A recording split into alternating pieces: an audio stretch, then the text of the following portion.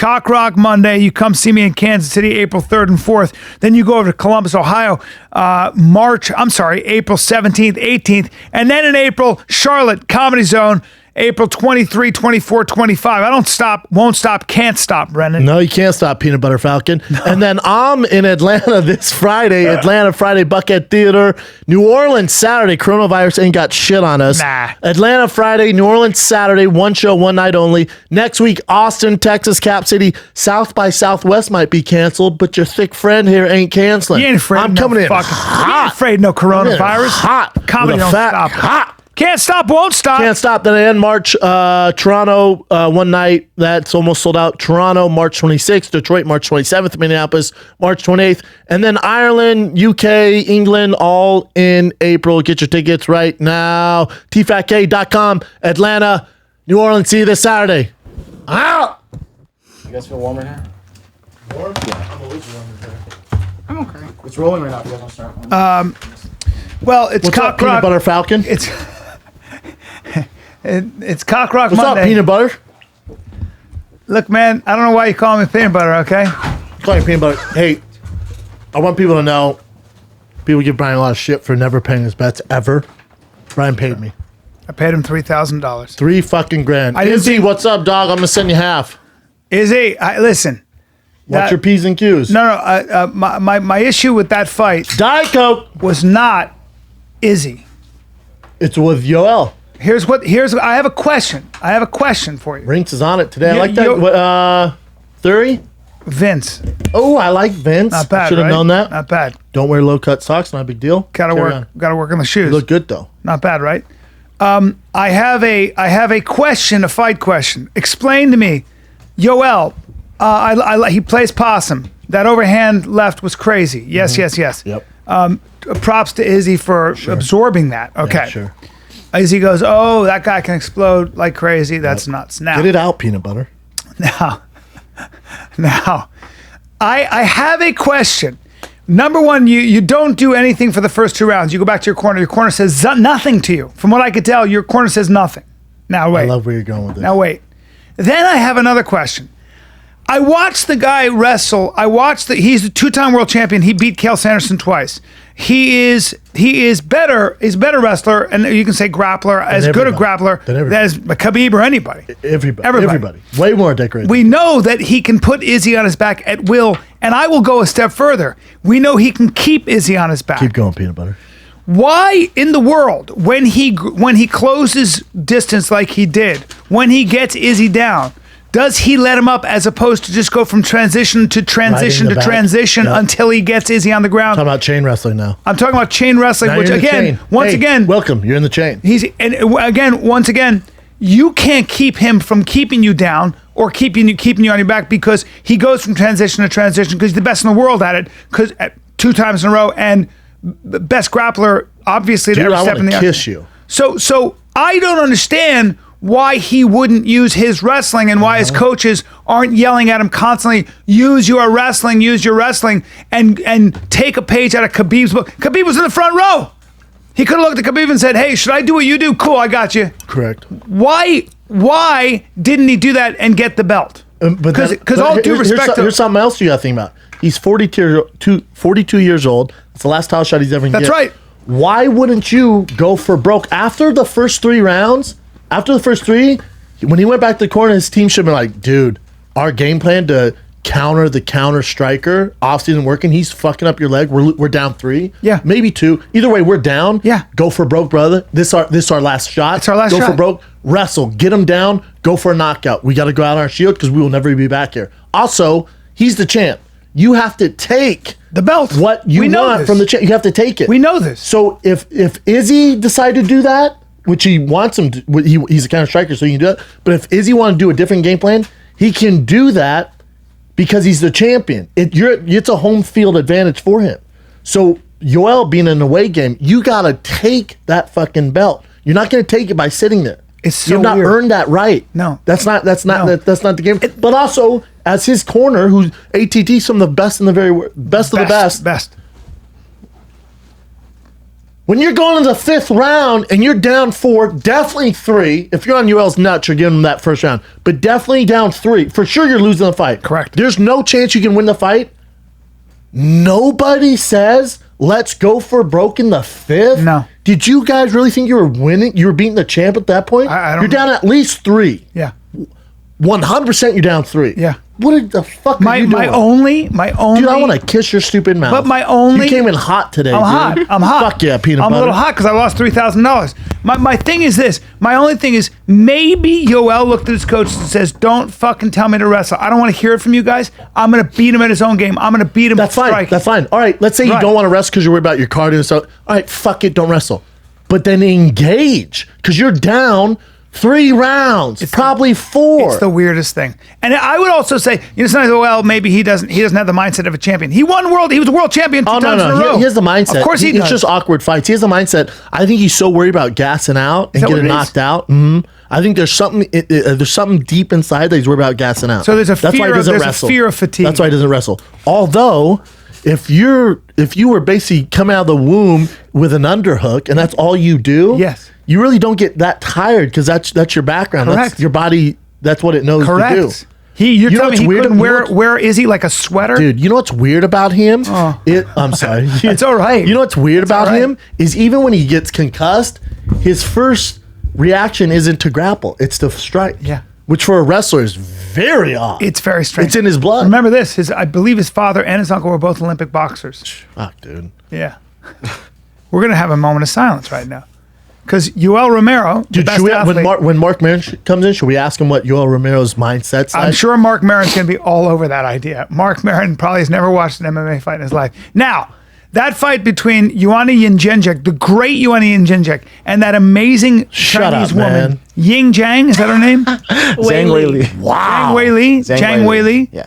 Both, Wei Li, just say Wei Li. Wei Li, both of the most incredible human beings. They are both so fucking incredible. I don't know what's going on with both of them. I don't know how that fight was the craziest shit I've Wasn't ever that seen in fun? my life. Who'd you have winning that fight? Number one, I'm a feminist. Oh, God. You should have heard the talk you gave me at coffee. Number one, I'm a feminist. Getting older, dude. Hey, who did you have winning that fight? I had you on. I had Joanna too. Yeah. But they need a rematch. Yeah. That should have been a draw. I agree with you. Because depending Are there draws? Yeah, in there MMA? can be. Yeah, there can be. There They can should give have 10-10 rounds. They should have gave some 10-10 That rounds. should have been a draw.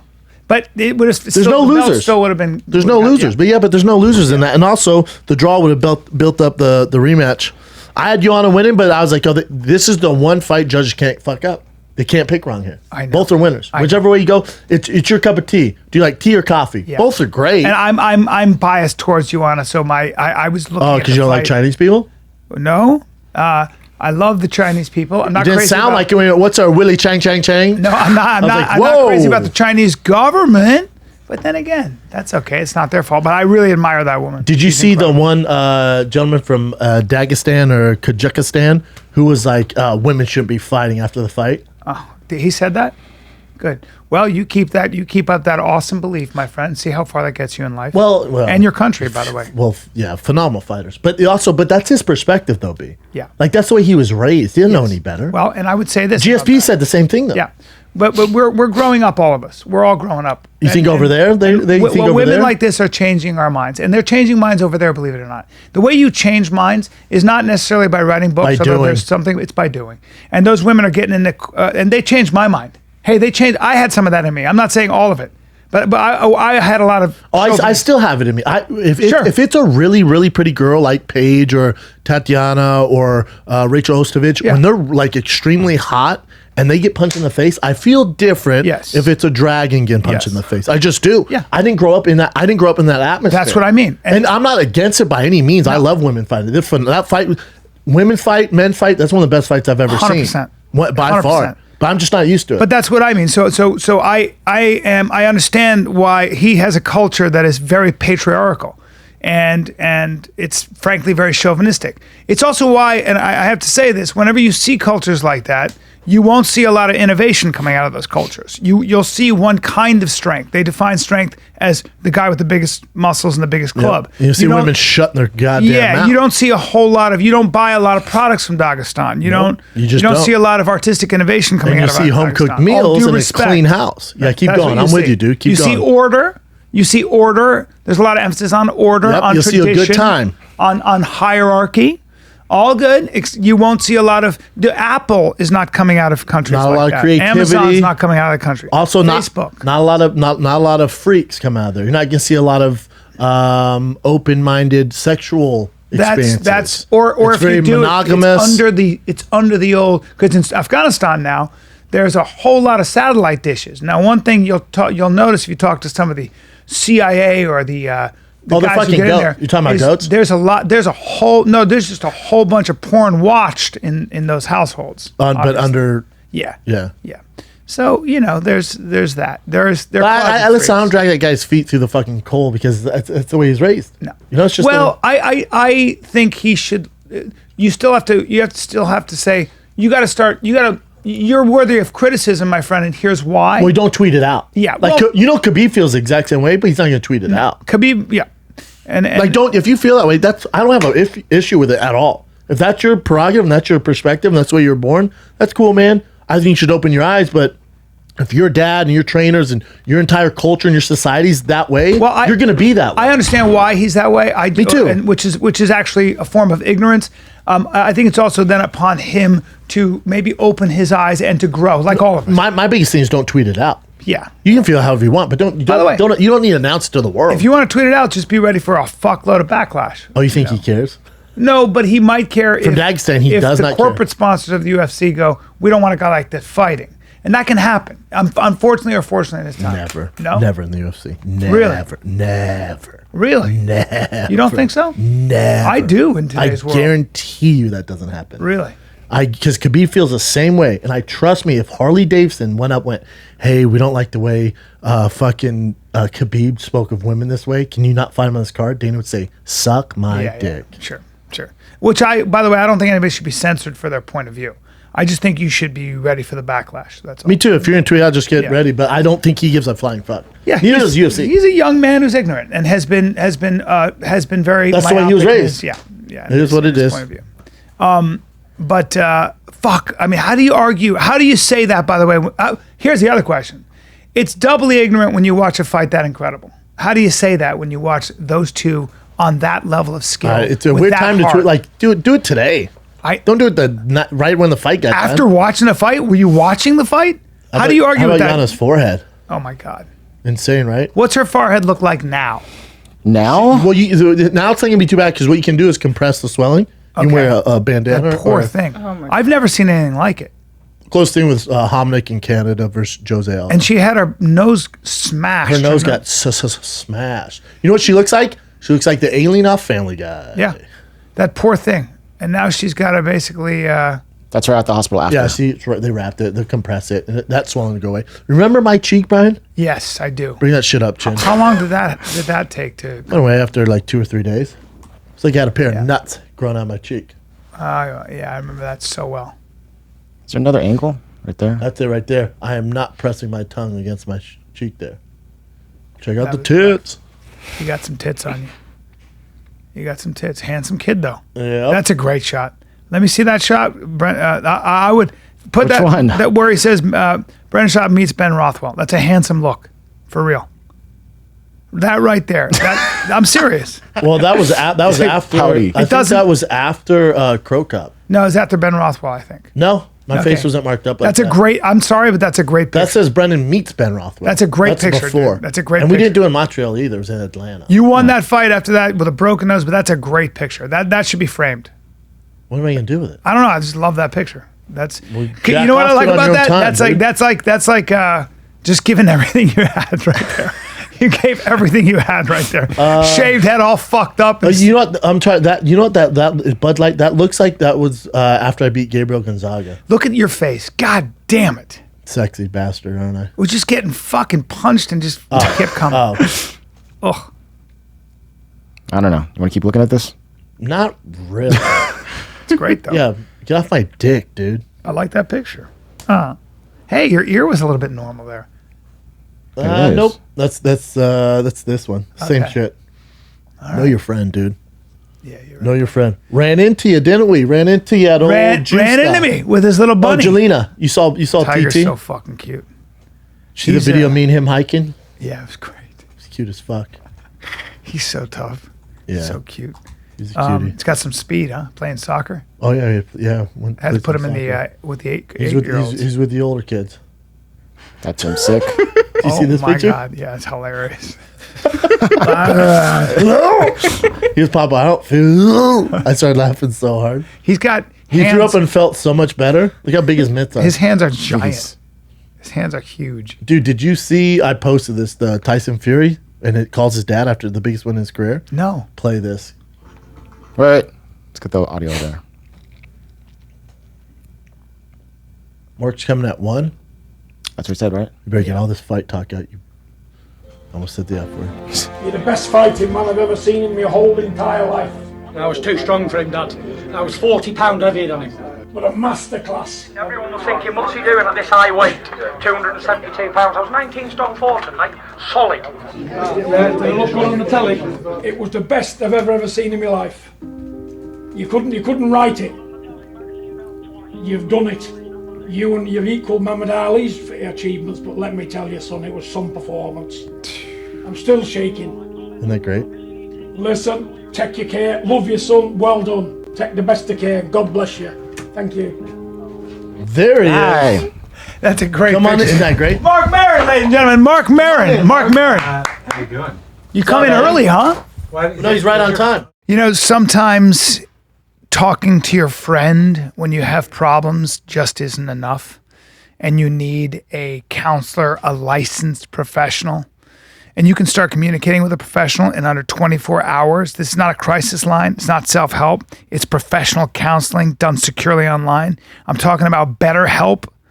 They basically have a broad range of expertise. They've got a counselor's network, which may or may not be locally available in many areas, but the service is available to clients worldwide. So you can just log in to your account at any time, send a message to your counselor, and you get timely results, thoughtful responses.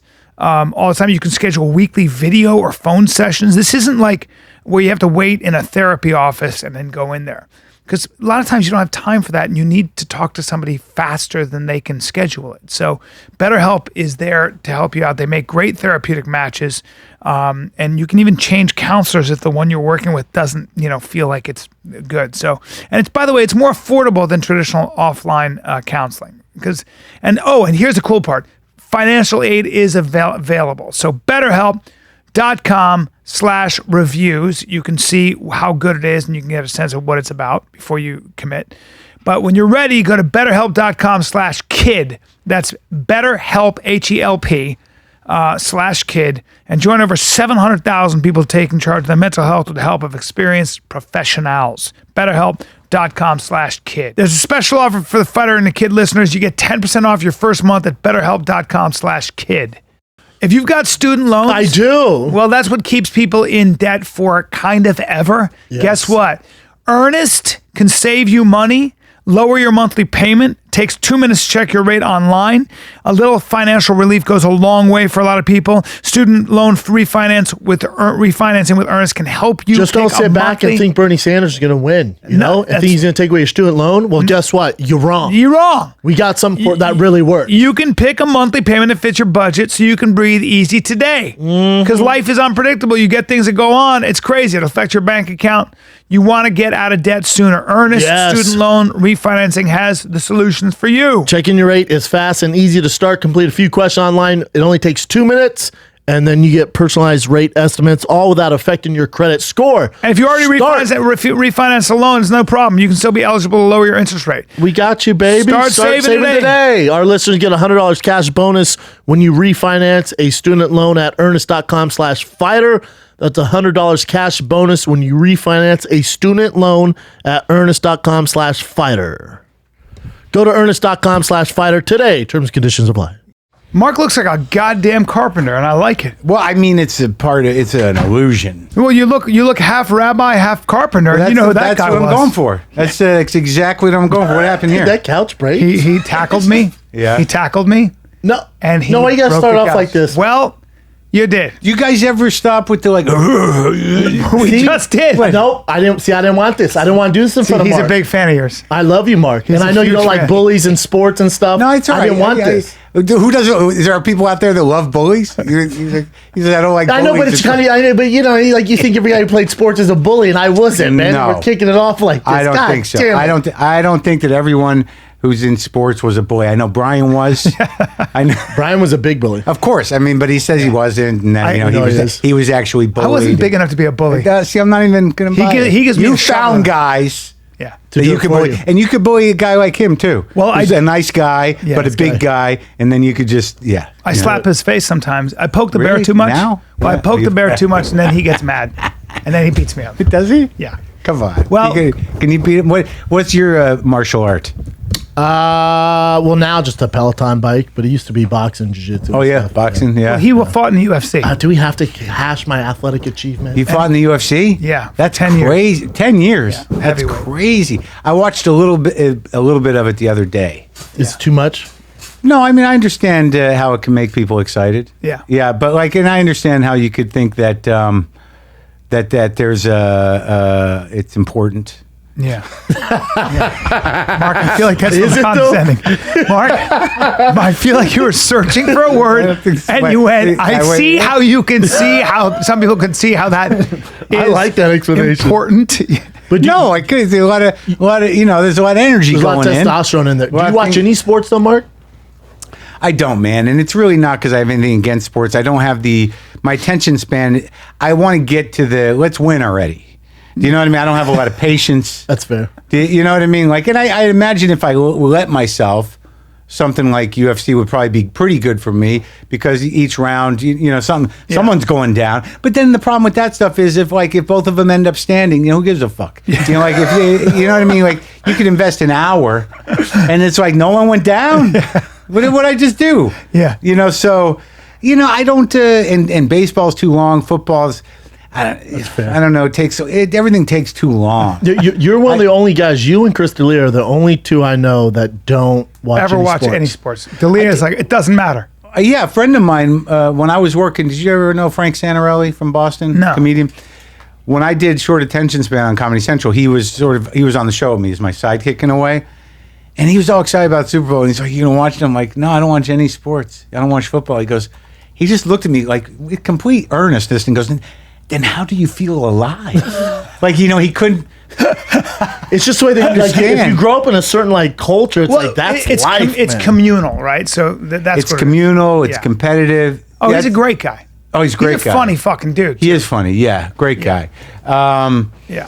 But yeah, I mean, I played a little when I was younger, minor league stuff. You're a sturdy kid. I'm a sturdy kid. I can hit a ball. You're not I- unathletic. The streets of No. Albuquerque. Yeah, streets of Albuquerque. No, I did some little league, did some swimming, Did you did grow up, tennis. Did you grow up in Albuquerque? I grew up in Albuquerque. I didn't know that. Wow. Yeah, I was Well, that's born a in, very tough town. born in Jersey. My folks moved to Alaska for 2 years, 69, 71. Dad was in the military. You were how old then? Well, I was like 63, so I was like 8. By the time I got to Albuquerque, I was 9. Well, So like second grade, The big years, really. through high school, Albuquerque. So I've spent some time in Albuquerque. Shot a It's TV rough. show there for It's 2 rough. years. You spent a lot of time. Spent in a lot of time there. Did His comedy training there. It's camp was rough there. I've That's also a done ver- comedy there, and it's. I mean, when it's did you do comedy? It's a rough last town. year? Is it the casino there? Oh, right there. See, none of that shit was there when I was younger. And it was rough, but it was a different kind of rough when I was a kid. Like, do you it mean? was not, it always had, from my recollection, a pretty high violence rate. A lot of fighting. But there was not the meth thing, Yeah. and there was Yeah. still some middle class to the place. There was still some industry. Like, it was still sort of a growing town. Yeah. When I grew up, but it was 60% Latino. Did you pass for Latino? Because you look like Not you know. really. he No, does no, not look no, Latino. no way. Oh, with that mustache? I didn't No have this in way, high school. dude. Marc I had a Maroni? Jew- I had a- Marc Maroni? Marono? No. I had a Jew fro, and I was a little chubbier, and no, I didn't pass for anything. But it never occurred to me that it was like there was more of them or that we were separate or whatever. It was It's just a the way tough town, though. It was just the way it back was, then, right? Well, yeah. There's guns and stuff around because there's the gun control laws are very lax there. So Yeah. Yes. I saw my first gun in high school. A guy showed me his gun. Hell yeah. But this is before gang shit. Really, I was there when it moved from like disco to cholo. Like I was there for the platform shoes and the waist leather jackets, and then it just shifted to flannel shirts, undershirts, bandanas. Yeah. Everything changed then. You were there for the disco era, the Albuquerque disco. Because when I era. think of man. Albuquerque, I think of like. Oh, yeah. I think it's the mixed martial arts gym capital of the Nothing. world. I know nothing They have about it. great Not when I fighters. was there. I think green chili Green chili, of and course. like tough people. and tough Mexican men. Yeah, green chili, definitely tough best. Mexican dudes. Yeah, but like when I grew up, there was really I never sensed the separation. There was always Chavez, Gonzalez, and all the names, but we were just all together. I Yeah, never sensed all it. friends. Did you start comedy in Albuquerque? Not really. I don't think has anyone come out of Albuquerque. I didn't know you really? came out of Albuquerque, dude. I know you were your New friend, York. Brian. I thought he was New York Jewish intellectual. No, my people were Jersey, so I was. That makes sense. I graduated high school in Albuquerque, and then I went to college in Boston, outside of Boston first. I went to a place called Curry College. It was for unmotivated, problem, upper middle class Jewish guys and dyslexic kids. And then if your parents could afford to get rid of you, it was a liberal arts college in Milton. And then I transferred to BU. Oh yeah, I almost went to BU. Oh yeah, I did 5 years undergrad. 5 years. Last year was slow. That's the way to do A it. lot of drinking, a lot What'd of you study? drugs. What'd you study? I was an English lit major, and I minored in film studies. Cobbled that minor together through the art history department. I always feel like you and I, in a way, came to success later than a lot of people in this business. Yeah, it's still coming for me. No, get out of here. Here's the other thing. When you're right, though, Brian. But when we're talking about success, it's like your podcast has been big for how long? Like you're one of the godfathers. Hate to, Well, I literally think one of the way it Godfather worked was podcasting. when I started it. I think it was before. The only ones that are out there is before Joe, was before Hardwick. It was like the only ones. Kevin Smith had his thing going. Carolla had his thing going. Jimmy Pardo had his thing going. Jimmy Dore had a thing going. These are comics I know. So the landscape was very limited. It was nothing really, the podcast landscape. So this was podcast landscape 2009. So then at the beginning, we didn't know what the hell to do, how to get audience. So we didn't know how to make money. So there was a period there where we were offering free shit. You donated, we'd send you some stickers and a T-shirt. We had tiers of contributions, and we had one advertiser was Adam and Eve. Yeah, I remember we had Adam and Sex toys, Yep. and Audible. Fleshlight. Well, yeah, I didn't do Fleshlight. I got out Audible, under that. Amazon. They clicked the Early Amazon on, banner, I didn't do the Amazon link thing either, but what started to happen was because of the guests, I started to get a little traction in other press, and then it kind of built from there. But I don't think it became, like, I'm trying to remember what year my producer actually came on full time to where we both could make a living at Because it. were you doing it all by yourself out of your garage from the Yeah, show? but my partner, business partner, Brendan McDonald, he's my producer, has been since I was on radio. Oh damn, I didn't know. Yeah, I've known him since he was 24. But you also had credibility. Like you've had Kinda. credibility as a comic when I started comedy. Did I? 100%. So when I remember in this is 25 years ago. Think about Yeah. this, dude. 25 years ago. I remember you. We were doing All rebar. bright-eyed and excited. Fuck, I very energy. physical, a lot of energy. Hair. Yeah, I was terrified, so I'd get so prepared. And yeah. I'd do my 10 minutes, and it'd be the highlight of my, it's like when you're starting out. That's my life. He's one of those fucking guys guy- where I was like, is he a comic or what is he? What is he doing? Where'd he come from? Is he an actor? What is that I guy? was both. I was like, where'd that guy come from? This little curly haired blonde guy jumping around. That's what I would do. Because I didn't have the wit. The knock on me for a You had long time was, momentum. you're good at performance, you're not good at material, right? Like I didn't have depth. You weren't right. But you know He what's would be, great, he'd though? be written up in the New York Times as like painfully funny. I remember there was an article on here. I'm like, fucking 20 years ago. I'm like, geez. Still painfully funny. But Mark, you were a door guy at the store, right? I was a door guy. At the A store. lot of people forget you were a door guy. Oh yeah, but here's the thing about Brian was like he. The thing that happened with you though is that you actually became a character. Like you would do your thing and you were always energetic and great to watch. But as life chipped away at you, You actually became a character. Dude, We don't know. Right. And it chipped. Right. It chipped, man. One time Brendan asked me one time on this podcast, not less than 6 years ago, he goes, "Why do you think you never quite made it?"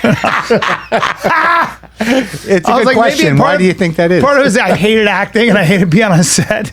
The other side was I was never fully committed to anything. Right, that's the problem. Is those guys, that was the liability of the actors getting in, is that, like, they didn't really want to live the life, be the comic, but they wanted to get visibility.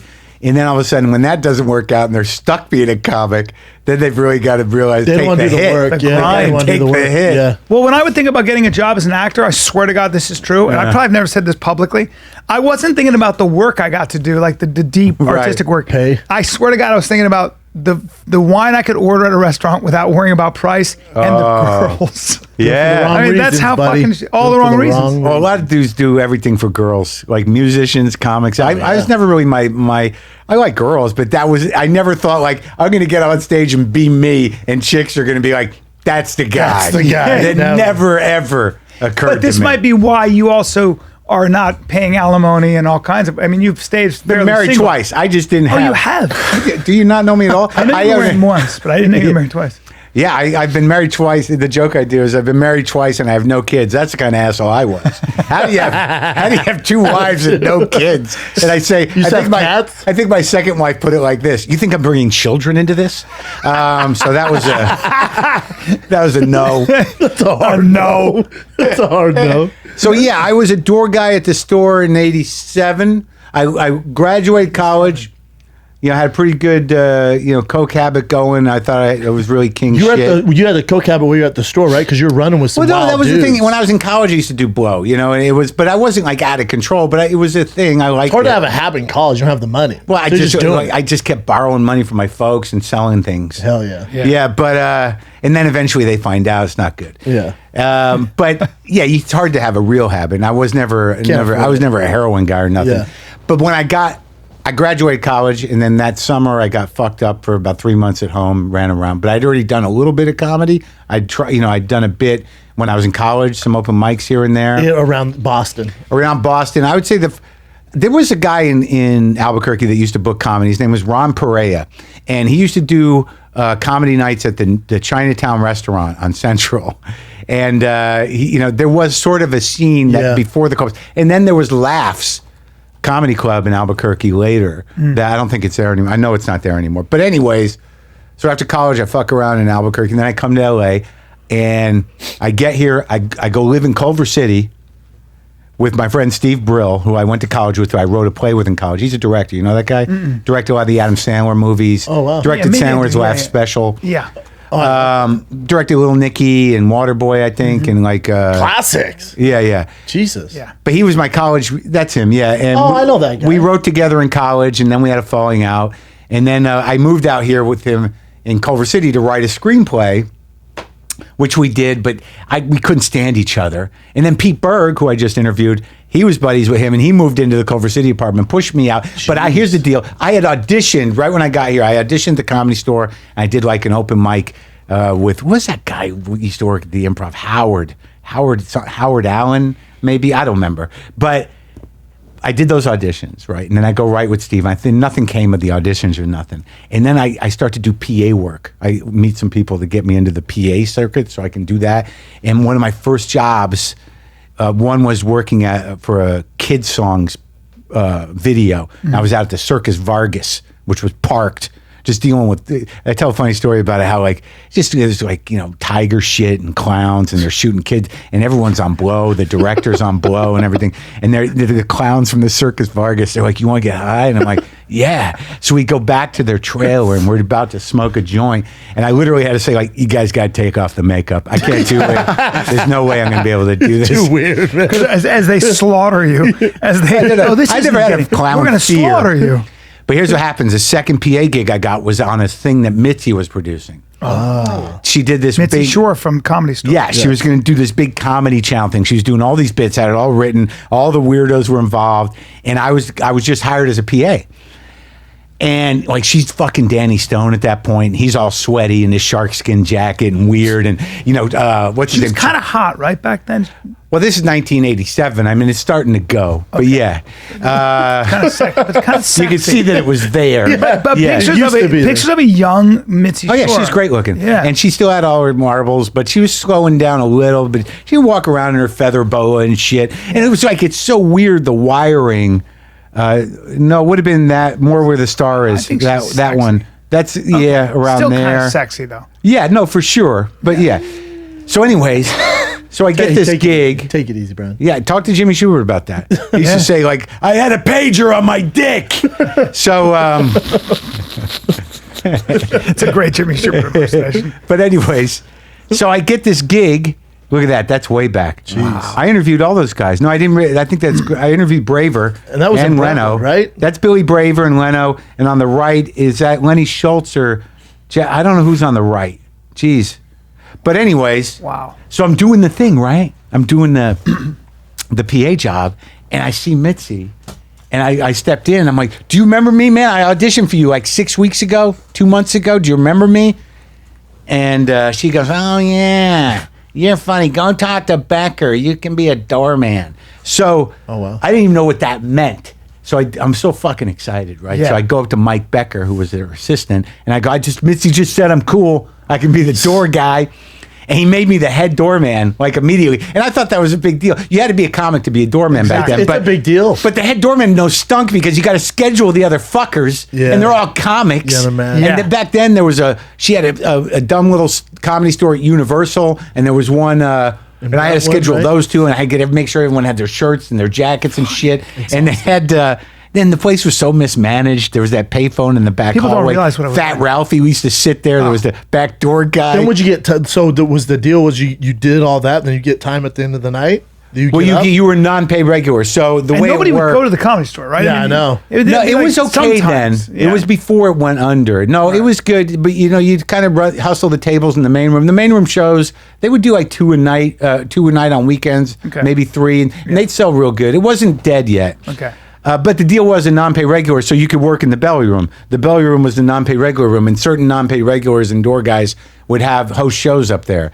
But you couldn't really, you have to pull people out of the other rooms to get an audience up there or tell people. So if a main room show broke, you kind of run around going, you want more comedy? And you drag them Come on upstairs up. Yeah. and do it that way. And occasionally you get thrown on in the OR if they had nobody. Yeah. But that was the way that worked. Yeah. Called a grind. It's called a grind and a hustle. Yeah, and I moved out of Culver City because that's just tragic. The whole fucking story was fucking ridiculous. Really? Yeah, I got living with Steve, and then Pete Berg moves in. He's the fucking another alpha monster like a you monster. guys. Yeah, and they're fucking giving me a hard time. I'm sleeping on the couch, and they're bringing chicks home, and they wake me up because they want to use the living room, and I'm just sitting there like a loser in my boxers, wrapped beat it, in nerd. a blanket. Hey, Albuquerque. Where am I going to go? Trying to relax. Yeah, I would have trying called to you sleep. Albuquerque.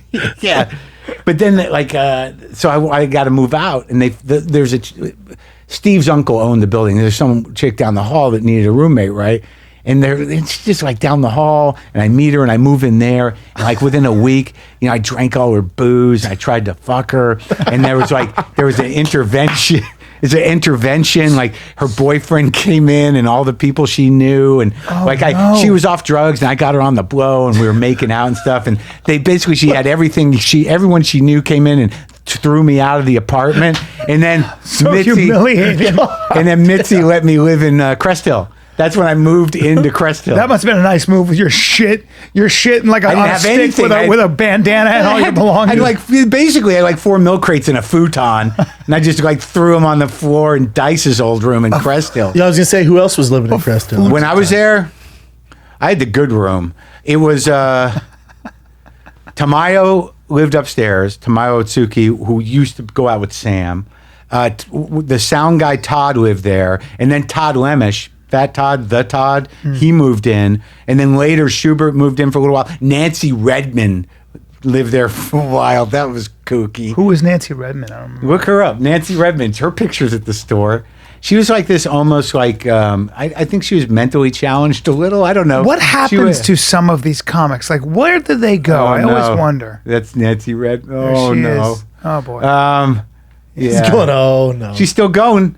Looks like she's still at it.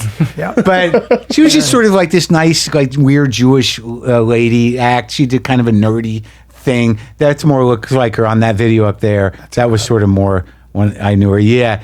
So she lived up there, and she had this obese boyfriend who used to live in New York that would come out just huge. And but like but that's who lived Dude, there. I gotta That's say, who lived I gotta say, whenever I hear you talking about this, one of the things that I've always been a very positive, upbeat guy. Just naturally, my serotonin levels are probably about at an 8, and I'm just lucky. And the comedy.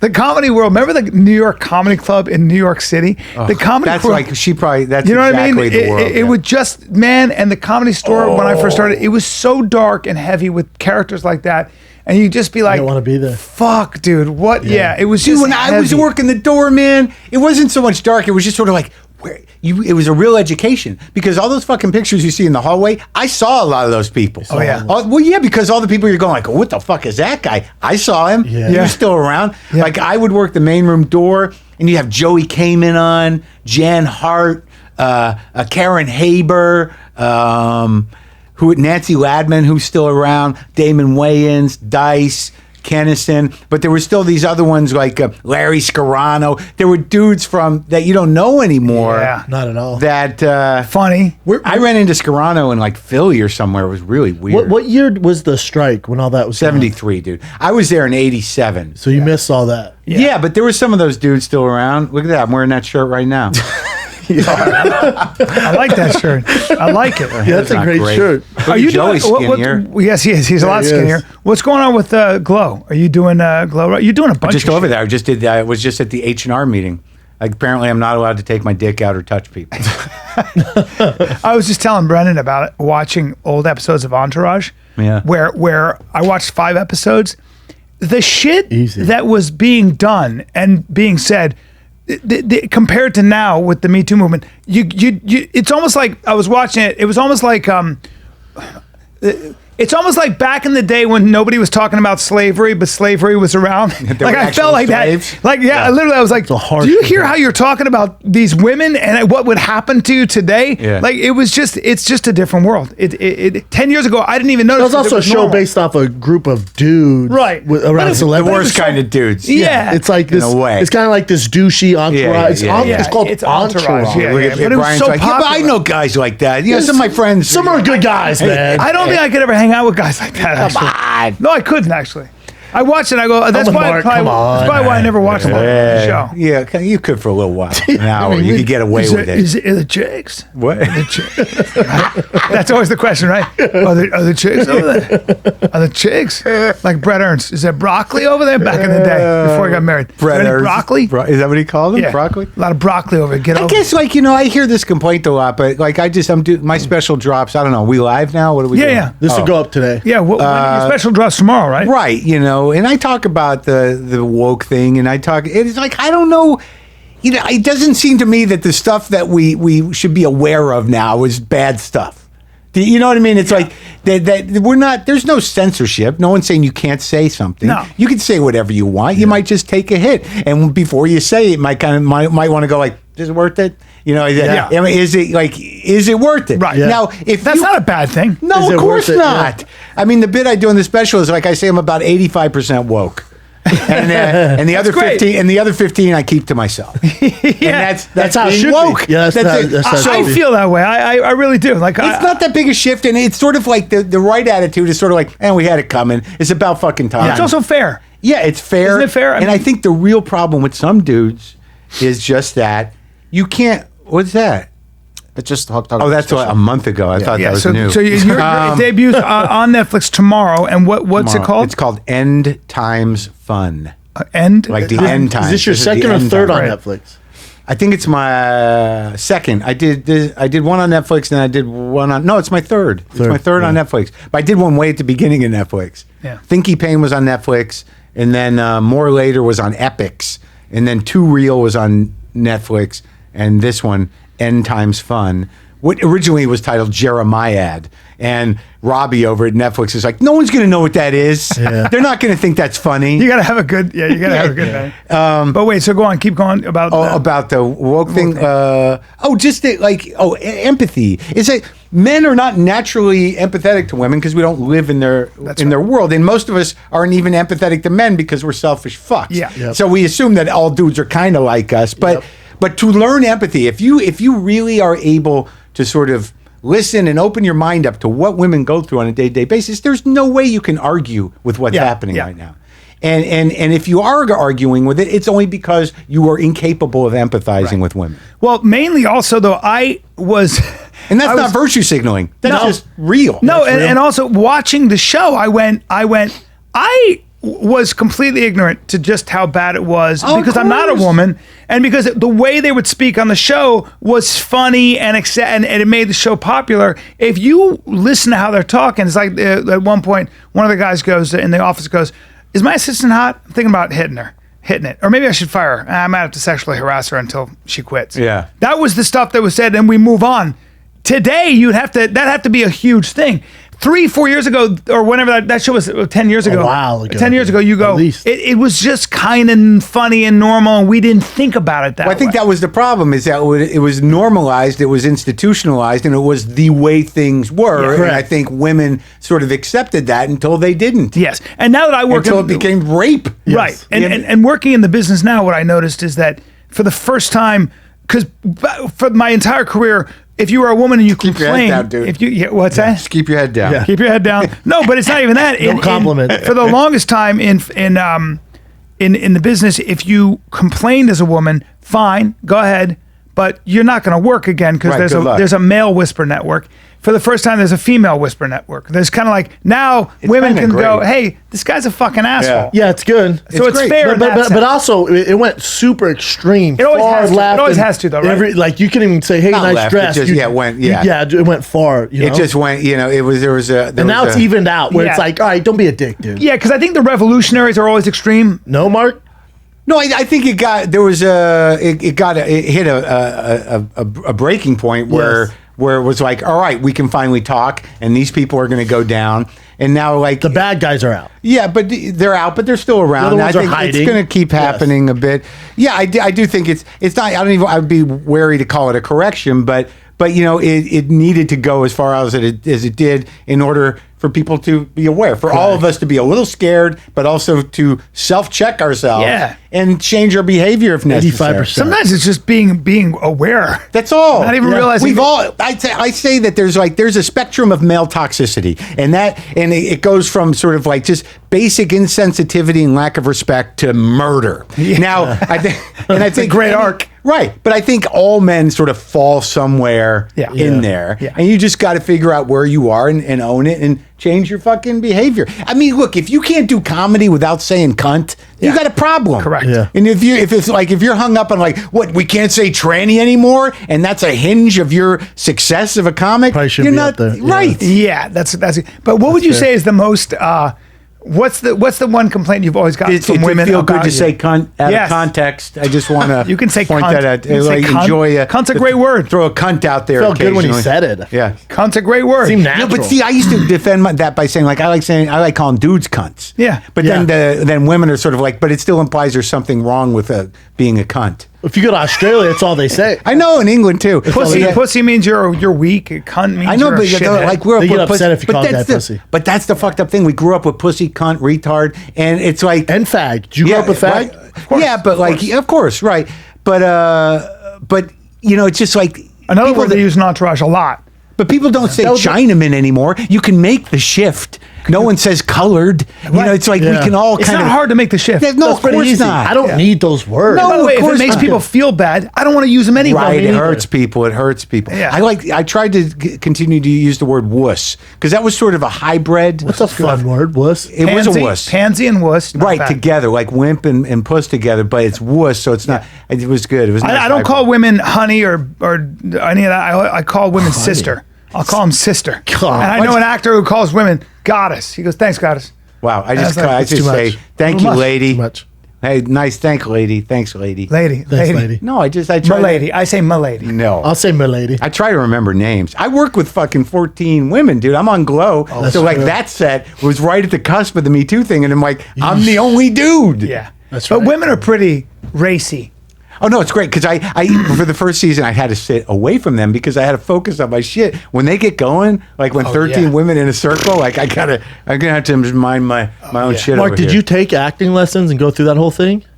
I studied a bit of acting at different points in my life. Like I took acting in college for a year, and then when I lived in San Francisco, I studied at what was the name of that place with the Sherry Carlson. But was the plan, especially when you were coming up, a lot of guys would do stand up to get sitcoms. No, that was never your plan, Well, right? well, no, I think the idea was like if you were a good stand-up, that eventually they'd build a show around Correct. you. It wasn't just to get a sitcom. The plan was like, I'm going to be a stand-up, show. and they're going to make a show around I me. had I had 3 deals. Yeah. Me too. They kind of But yeah, I took some acting, but early on I realized like I'm just going to be a stand-up because I can't hack it. Like I'd go into auditions and shit, and it's like I'm not a TV actor, and these scripts are terrible, and there's guys who can do this better than me, Yeah. and I don't know how to do this. So I didn't even have an agent for like a decade, like a legit. Well, didn't you start the podcast because you were so fed up with shit? I started it because I was going broke. I was in the middle of a divorce, and I was looking down the barrel at a lifetime of B rooms and infamy, and no one knew who I was. I couldn't sell tickets. I'd been at it 20 years, 25 years. Damn. So like, and I'd done some radio, and I knew I was good at it. So it was like one of those things. I was up against it, and I was about to lose my house, and I'm like, I'm going to do this. Wow. I I didn't know it was that bad. It was pretty bad. I mean, I stacked a little money because I went back to Air America and I did this video show that was destined to fail. But they offered me. They offered me a deal, and I said the only way I can do this deal is if you pay my wife whatever it's going to take to stop this divorce. Oh, wow. And they're like, how much? I'm like, I need about $60K up front to stop that, to take this job, and they gave it to me. Oh, wow. Thank God. Yeah, because the podcast, I was talking to someone, they asked what makes your pod, why do you listen to Maron? I said, it's something with you, Howard Stern, when you guys get big guests in, it's just like, you can tell, like, you've had some huge guests on, where you're not like, it's not like a fanboy thing, and it's just like a regular convo, Yeah, and you hit on unfortunately- stuff that I Right. would ask it, that I Right. want to know about. It's not, it's not like a Jimmy Kimmel art. thing. It's an art. Yeah, it's a real art when you do You're an interview. really good at Yeah. it. Well, fundamentally, like I realized, I like sorry to interrupt you. Yeah, I like that's the right. Leonardo DiCaprio and Brad Pitt, even though Yeah. it wasn't in your studio. Right. He did it like at a press Yeah, junket. it was it was at, they had done an event at the ArcLight. It was But- like in a back room. Yeah, but this is why it worked. Is Brad Pitt's a fan of Yeah, Maron. yeah. So you could tell it made DiCaprio kind of be like, "Oh, cool. You know who he is. Oh, Right, cool." right. So there was this cool. That's rapport. the only way it would have worked. Does And I Brad think- listen to your podcast or? He's like he loves my show, Maron, Maron. and he'd watched it like 2 or 3 times, all of it, over and over again when he was trying to get sober and shit. Like he liked seeing he liked the way I was so aggravated about everything. So he's a fan of my short fuse and everything, which was fortunate because my machine kept fucking up during the interview, and I'm dealing with Leonardo and Brad. And I knew the only way it would work. I knew I couldn't do what I do usually. No way. But if something happened between us, it would be great. And now all of a sudden I'm getting a buzz, so I'm starting to freak out about the machine. You can tell you're a little like. Yeah, I'm like, I'm sorry, and I'm trying to fix it, whatever. And then towards the end, like, I just lose it. I'm like, God damn it. And Pitt's just like, there it is. Pitt was like so thrilled to see me lose my shit for real. But yeah, you get Brad sets the tone because he's like, Yeah. I love Maron, Yeah, man. yeah, I yeah. watch all of them. I And then milked it a little Then bit. DiCaprio's like, then he's like, oh, cool, man. Yeah. And there's like a regular combo. But over time, like, I think that what happened at the beginning was I really think that the first like 100 episodes or so are just me having famous people over to talk about my problems. And I think that, Did Obama come to your garage? yeah, he did. Yeah. He came to the garage. Yeah, he did. Did they have security come? No, he just came over in a rental. And, No, did the security people? They came did out, Secret Uber Service dropped them come and off, checking in and everything out out. first, obviously. yeah, man, a couple weeks ahead of time. man. Really? Yeah, and I was in Hawaii. I was on vacation, which I wasn't going to change, even for the fucking president. Wow. It was so funny. The episode to really listen to is the one after that, called "The President Was Here," which is me and my producer Brendan talking about what we went through to have the president and how crazy I was, because I had this vacation booked, and the president thing happened out of nowhere. Like, we'd heard a year or two before that he was interested, someone on his staff liked it. I'm like, yeah, right. So then all of a sudden it gets booked, and it's like a big deal, but it's like right over like my vacation. Wow. And I was sort of like, I'm not going to cancel my vacation. No. But Brendan was like, oh, yeah, you are. Yeah, you are. I mean, biggest guest of all time. Right, but I'm like, am I going to lose my points? I was really hung up on losing the points because I paid for the vacation. Oh, God, that's when you need a friend to actually take a flat hand and slap your face. Well, that's Paintbrush you. That's Bob, that's what he did, yeah. You know what bothered me about this great podcast? What bothered me is you had to submit questions to them to okay, right? No. Like, I thought you said there were certain things you couldn't bring up. No. Am I off on that? Yeah, we didn't have to submit. That was the weird, amazing thing about him. There was no submission of questions, and and they didn't even want final edit. They sort of trusted him and they trusted me.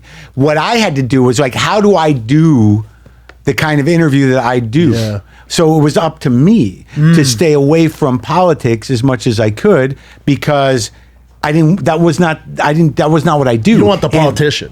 Yeah, because then you're going to just get this guy who's going to do that thing, and you're going to get in the weeds, and it's going to get boring. So like I had to create questions that would engage him personally about him, but there was shit that had to be covered. I mean, that crazy motherfucker just shot 5 or 6 black people in that church. Yep. Days before. Yep.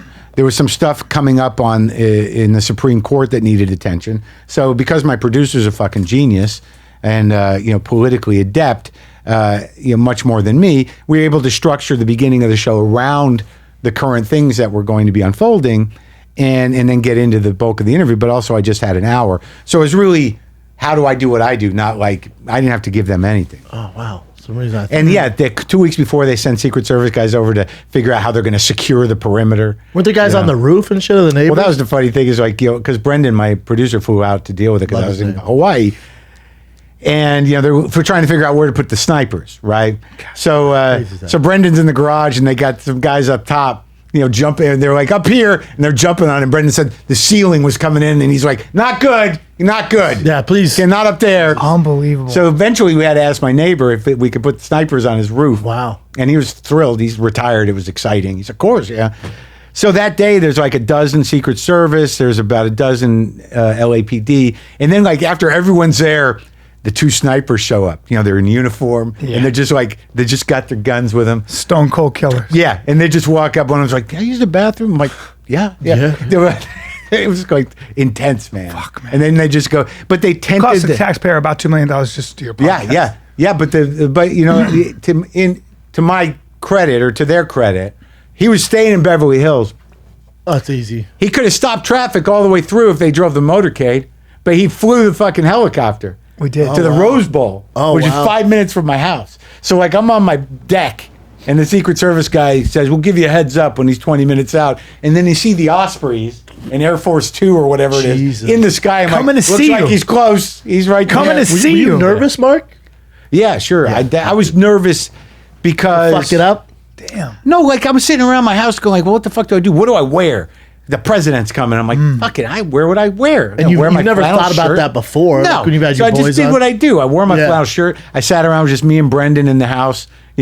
Secret Service out there. They're all set up. Everyone's all set up. And I'm just playing my guitar. I would have been mad if you were in a tuxedo. Yeah, right. Well, If it that was would've like, been if you like weird. changed your... Yeah, I'm like, put my sports jacket on. I'm like, He showed up, and what was that? He came out. And, well, the driveway was tented, and they'd cleared the road, so the motorcade come, and all these cars are going by, and then he stopped, and there's like a dozen people coming up the driveway. I was told to stand in front of the garage and greet him, and there's all these people, like his staff.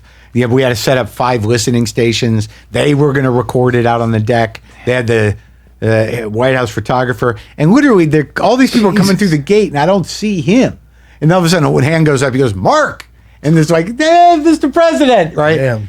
And right away he walks up. He's like, "We're gonna have a good time." I'm like, "I don't know, man. I don't know." So it's hit or miss. It's gonna hit or miss, bro. Like, I don't know what's gonna. But so he was very. I'm already disarming. nervous. That's already Right. too much just in my mind. Like He's very It was a disarming, great though, and very interview. Yeah. nice guy, earnest guy. It was a great show. It was good. It was good. good. And we leave it up there. It's evergreen. You know what my favorite one is? I'm gonna fanboy for a second out here. Get a coffee, Brent. But the one where you have on the Argus Hamilton Oh yeah. when he goes deep in the comic. I love the comic. You know, story I had history. to wait to do that, dude. I had to wait years to do There's that. an issue, right? Yeah, he wouldn't do it with Mitzi alive. oh, really? Why? Out of respect. Oh, I appreciate that.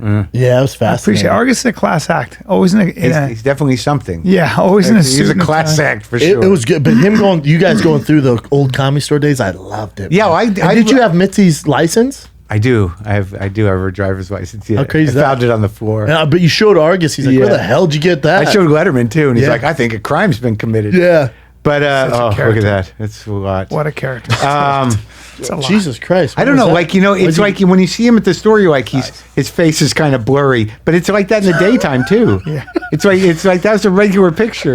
He said, Look at Bobby Lee when he was all full of hope and excitement. Look amazing, right? at that. Look at Bobby young Lee. man. Look at young Bobby Lee before it all went terrible. That is amazing. God, he destroyed it. Huh?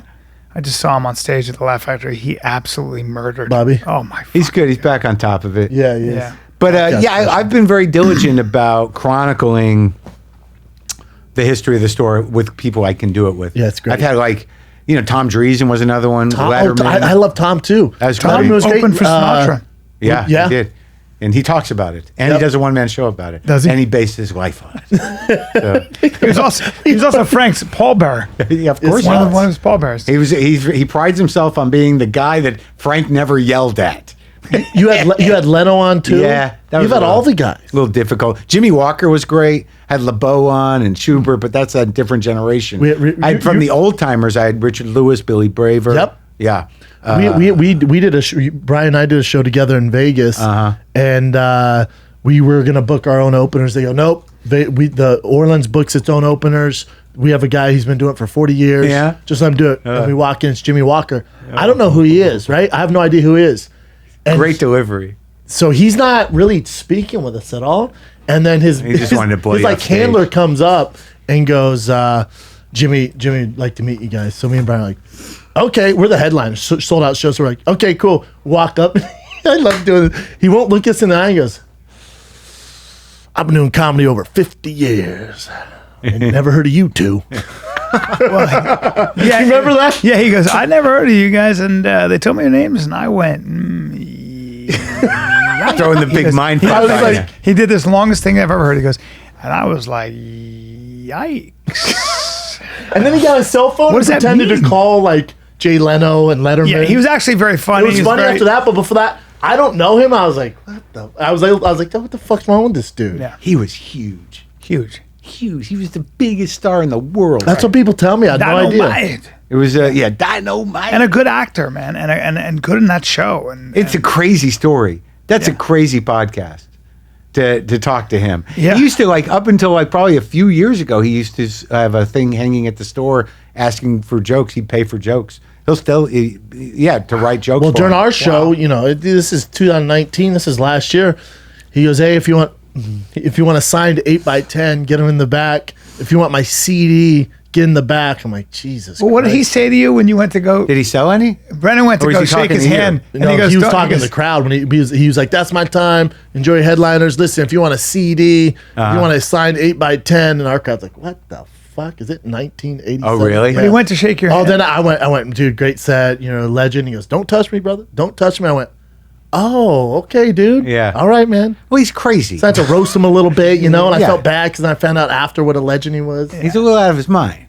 He's a little out of his It was mind. weird. It was fun though. Yeah. Good story. Some people they get stranger as they get older. They don't. No, get for better. sure, dude. This business full of lunatics. Lunatics, Yeah. misfits, Because, and lunatics. what do you do, man? It's like, and I've seen it with where you get.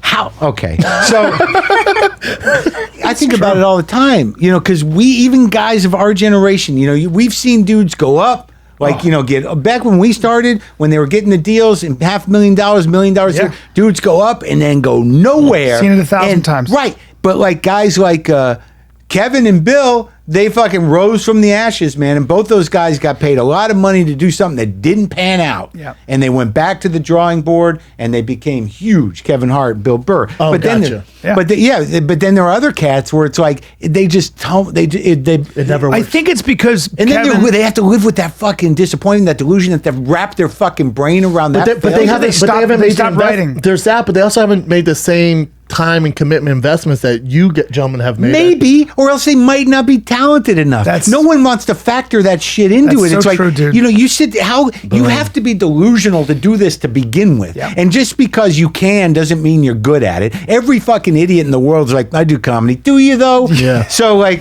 it's true, dude. Yeah. so like, and no one's gonna fire you. If your whole career is based on doing bringer shows Yeah. and produce shows, Yeah. who's gonna tell you it's over? Well, there's a comic who's been in the game for as long as I have, and it just has never hit, and he just doesn't.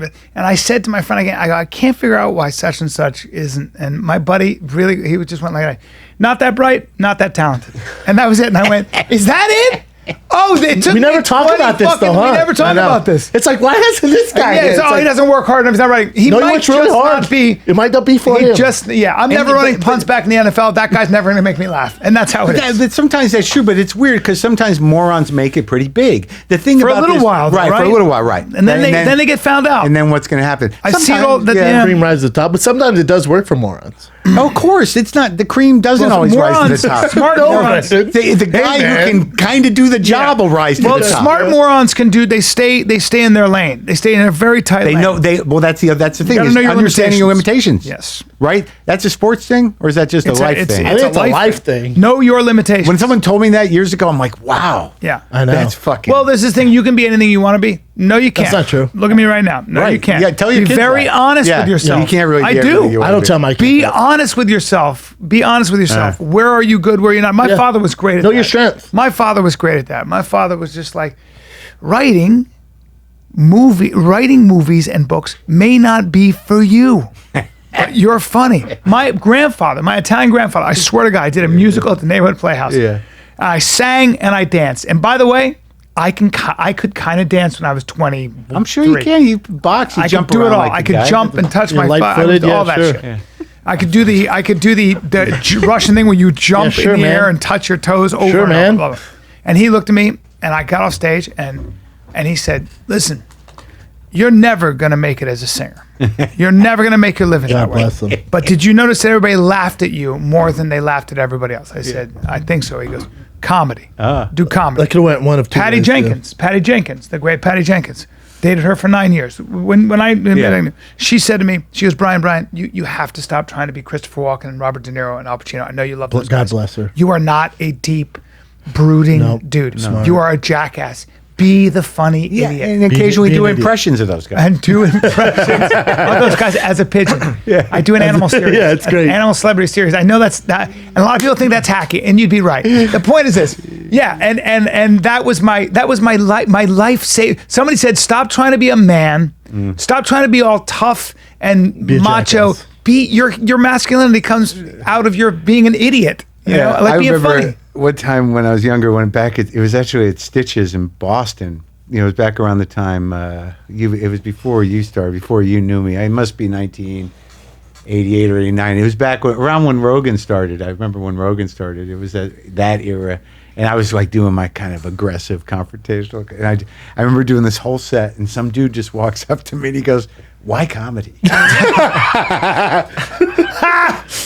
Oh, those are important moments in your life. They're important moments. I had to take him, and I'm like, "What? Excuse me? What else is? I'm like, what am I gonna? What else am I gonna do?" And then one time, Kerry Hoffman came up to me years after that when I was working in Now, New York. Kerry Hoffman, hold on. Kerry Hoffman was the owner of Stand Up New York. The which is original a owner of Stand Up New York. Very famous club. Went in on New to York manage City. people. Then he went on to become a Sinatra impersonator. I was going to say, he wow. did a great Sinatra impersonation. must be. So good that my father, who loved Sinatra, offered to finance his first album. Yeah. And then my father bailed on that because he was probably It's so funny you can't in even a find good a mood. picture of him. That Kerry fuck. Hoffman. What I very much there liked he is, Kerry. that motherfucker. Always liked him, though. Wow. He was all right. He was nice enough, but he was sort of like, you know, he had this attitude like, ugh, get him off.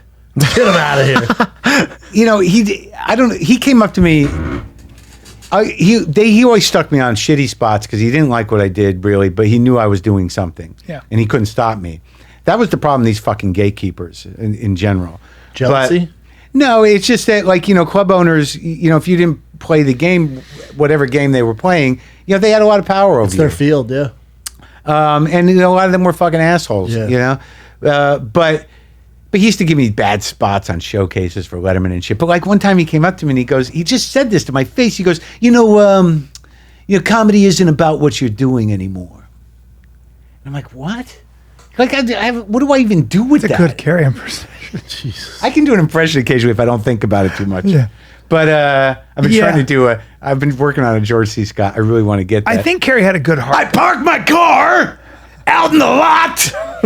It's my George C. Scott. That's a good Marc Maron doing George C. Scott. Oh, close. I'm close though, right? Is that no? It's, Mark, you had Nick Nolte on, right? Yeah. That was I did for a me. movie with For me, Nick. it's painful to get through I love because his voice. What are you Is, talking about? no, great discussion. I'm saying because his voice, Yeah. it makes me. I don't. It's like Steve-O. When Steve-O's talking, it's like a. I did him too. It feels like a painful. Yeah. I did It feels a- like a painful. Oh, like he's hurting himself. The thing about the way I talk about Nolte is sort of like his brain is kind of like when it comes to stories and information, it's like a bingo cage. it's You know, it's just kind of tumbling, and yeah, you're gonna get if you can Some gems. connect whatever comes out Yeah, of there. gems. With he's been an actor. He's been I in loved him. Hollywood. He's Oh been no! in Hollywood. Great, forever. Mark. Great interview. Yeah. It was just I loved his it. I loved voice. him It's coming like- over, and he's kind of shrinking. He's like this. Yeah, he's one of real the beaten up- one of the great actors. Yeah. Probably had some struggles with some booze. think? But was sober when I did Warrior with him. He's the best. I picked his brain. like an old medicine ball. There he is. That's Nick Yeah. Nolte all the time. He's awesome. So my buddy's doing a movie with him. They're talking about the script, Yeah. and he looks at them and he goes like this. He's at his house. He bought where they recorded one of the Eagles albums. Then it burned down, but it was a hell of a house. And we did a reading at his house. And while he's doing a reading, he got it. And I thought he's going to have Painful, yeah. yeah. But he's always brilliant. He's always one of the great actors. One of my favorites. So he's with I think it's my buddy Gavin O'Connor and I think it matter doesn't who's matter. there, dude. And so he goes like this. He goes, they're there. I have a meeting, and he goes, you guys hungry? You want lunch? And they go, okay, I don't know. And he goes, okay. And he goes, I gotta run. And he runs. And he goes, you just hear him go, sprinklers. And the sprinklers and he's dodging the sprinklers.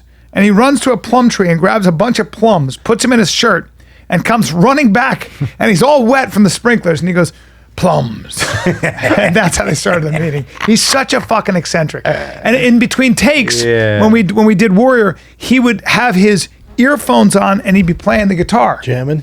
And then to himself, electric guitar. But then he forgot that the earphones didn't work at one point and he was playing it. Just And jamming. He's not a maestro. When it Right, comes to- right, right. You know who I became a huge fan of, Mark, after you got him on was Josh Brolin.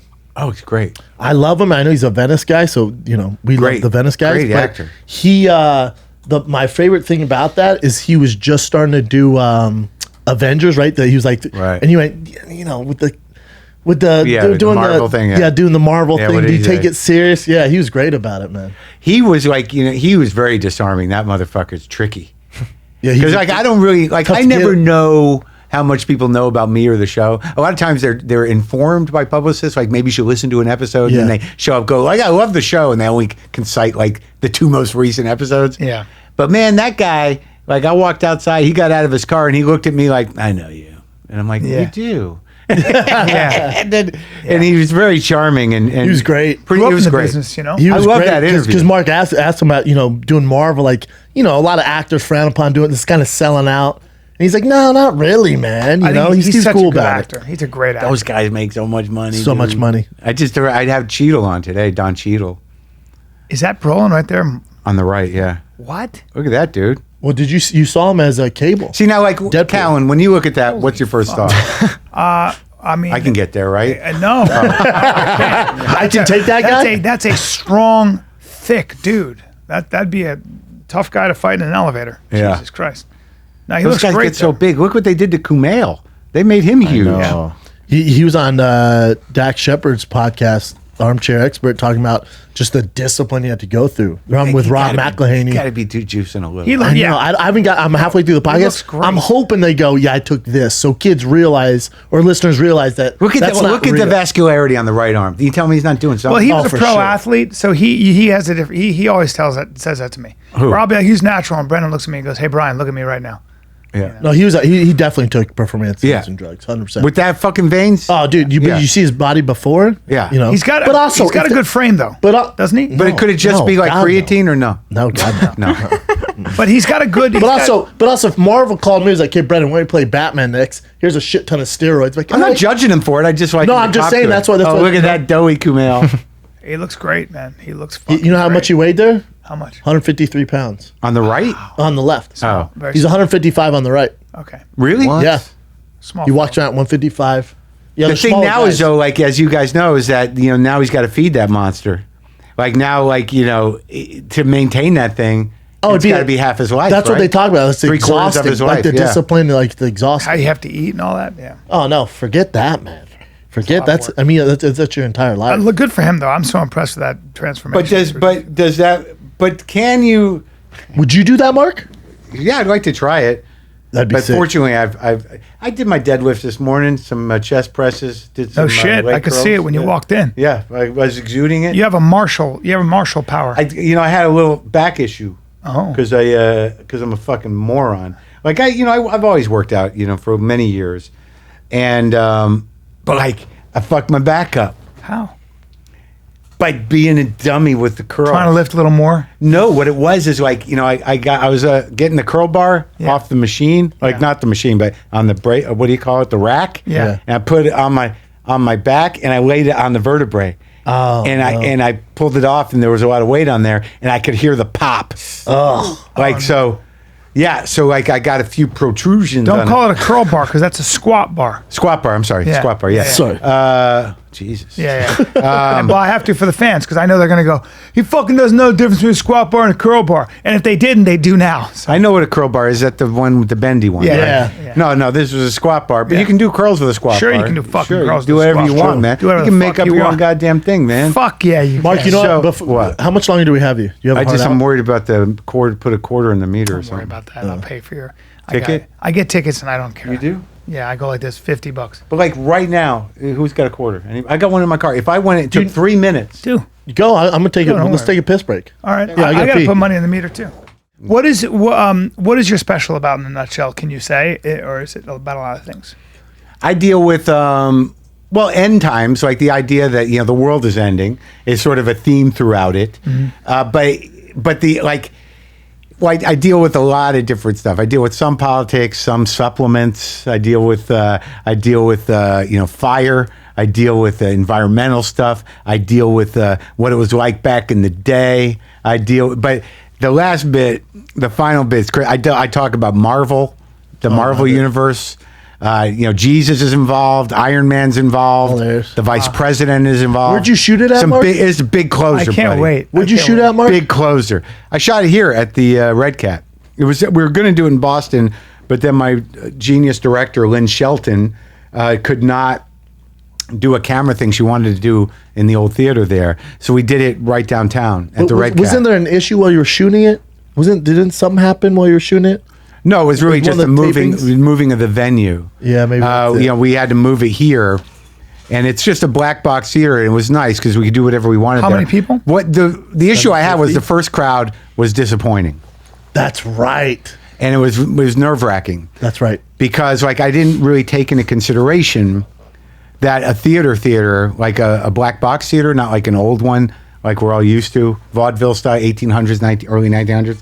But a black box theater has a certain vibe to it. Yeah, it does. And people go there with that expectation, like, It's a little bit like- low energy, isn't it? It's Right. like the sound gets absorbed. That's it right there. Yeah, So- that's a tough theater because the sound gets absorbed. It doesn't really reverberate. well, it's also like it's got, I don't know what it is, People but are more we made a reserved? great set.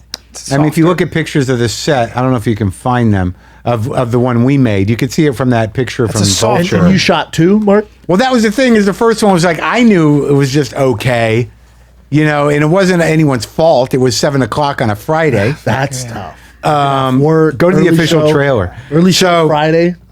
Right. So like, and I'm like, after that first show, I was like, well, this better fucking, like, this is all I got's this one. This is it. And it worked out. Like, you know, the stakes were high. But I'll tell you that opening, here's what the set looks like. We can show this, right, Chin? Yeah, you can show The it. world-ending environmentalists, I think, all of us in our hearts really know that we did everything we could. We really, right? I mean, we really did. We brought our own bags to the supermarket. That's so cute. Yeah, that's about it. That's a great. I have to catch on fire. Would that do it? Fucking Yeah, so see how the sky's on set looks, fire. though? Yeah, that's sweet Damn looking. it. I can't wait to watch Standing there. The sky caught fire, I think in India, burned for 3 days, and it rained for like a month. Burning sky is good for America. It should be recognized that the story of Jesus and the Marvel Universe created in Jewish writer rooms. My impression of Jewish creativity. Keep making shit up that they like so they don't kill us. You're fucking great, Mark. You actually made Thanks, a buddy. column of things you're pretty sure you know, and then made another column of how you know those things. Most of that column is like, nah, some guy told me. Goes into the head, locks onto a feeling. You're like, true. that sounds good. I'm going to tell other people that. That's how brand marketing works, and also fascism we're finding. There you go. Bravo, dude. Thanks, You man. smart I think you're the motherfucker. only. You're so Yeah, smart. he's so smart. Oh. I think you're the only guy that can just chill on a stool and do comedy. Ah. I was watching. So hard to I was watching in the main room. I was on earlier than you went on. I was watching in the main room. Yeah. And this is my favorite thing to do when like veteran comics get heckled. Yeah. Because I'm like, oh, I know you have a bag of tricks. Yeah, yeah. And it always makes me real nervous because I haven't been doing it as long. And this guy, there was these guys. I don't know if you remember this. They'd be to your right. They're sitting in the front in the main room. Yeah. And they're two Australians, Yeah. father and a son. Right. And you say something, and the guys keep going. And you go, dude, what the fuck, man? What the fuck, man? And they're not backing down. And I'm watching, I'm like, oh, and the guy stands up. And then the security comes. I like security, they're 300, 400 pounds. Like, what the fuck are these guys gonna do? Yeah. And you tear into them, man. Tear into them. And then if the crowd's clapping, like, right? Yeah. And then you go, ah, fuck, man. And this is my favorite. He goes, now you gotta worry about walking my car. I didn't want to do this.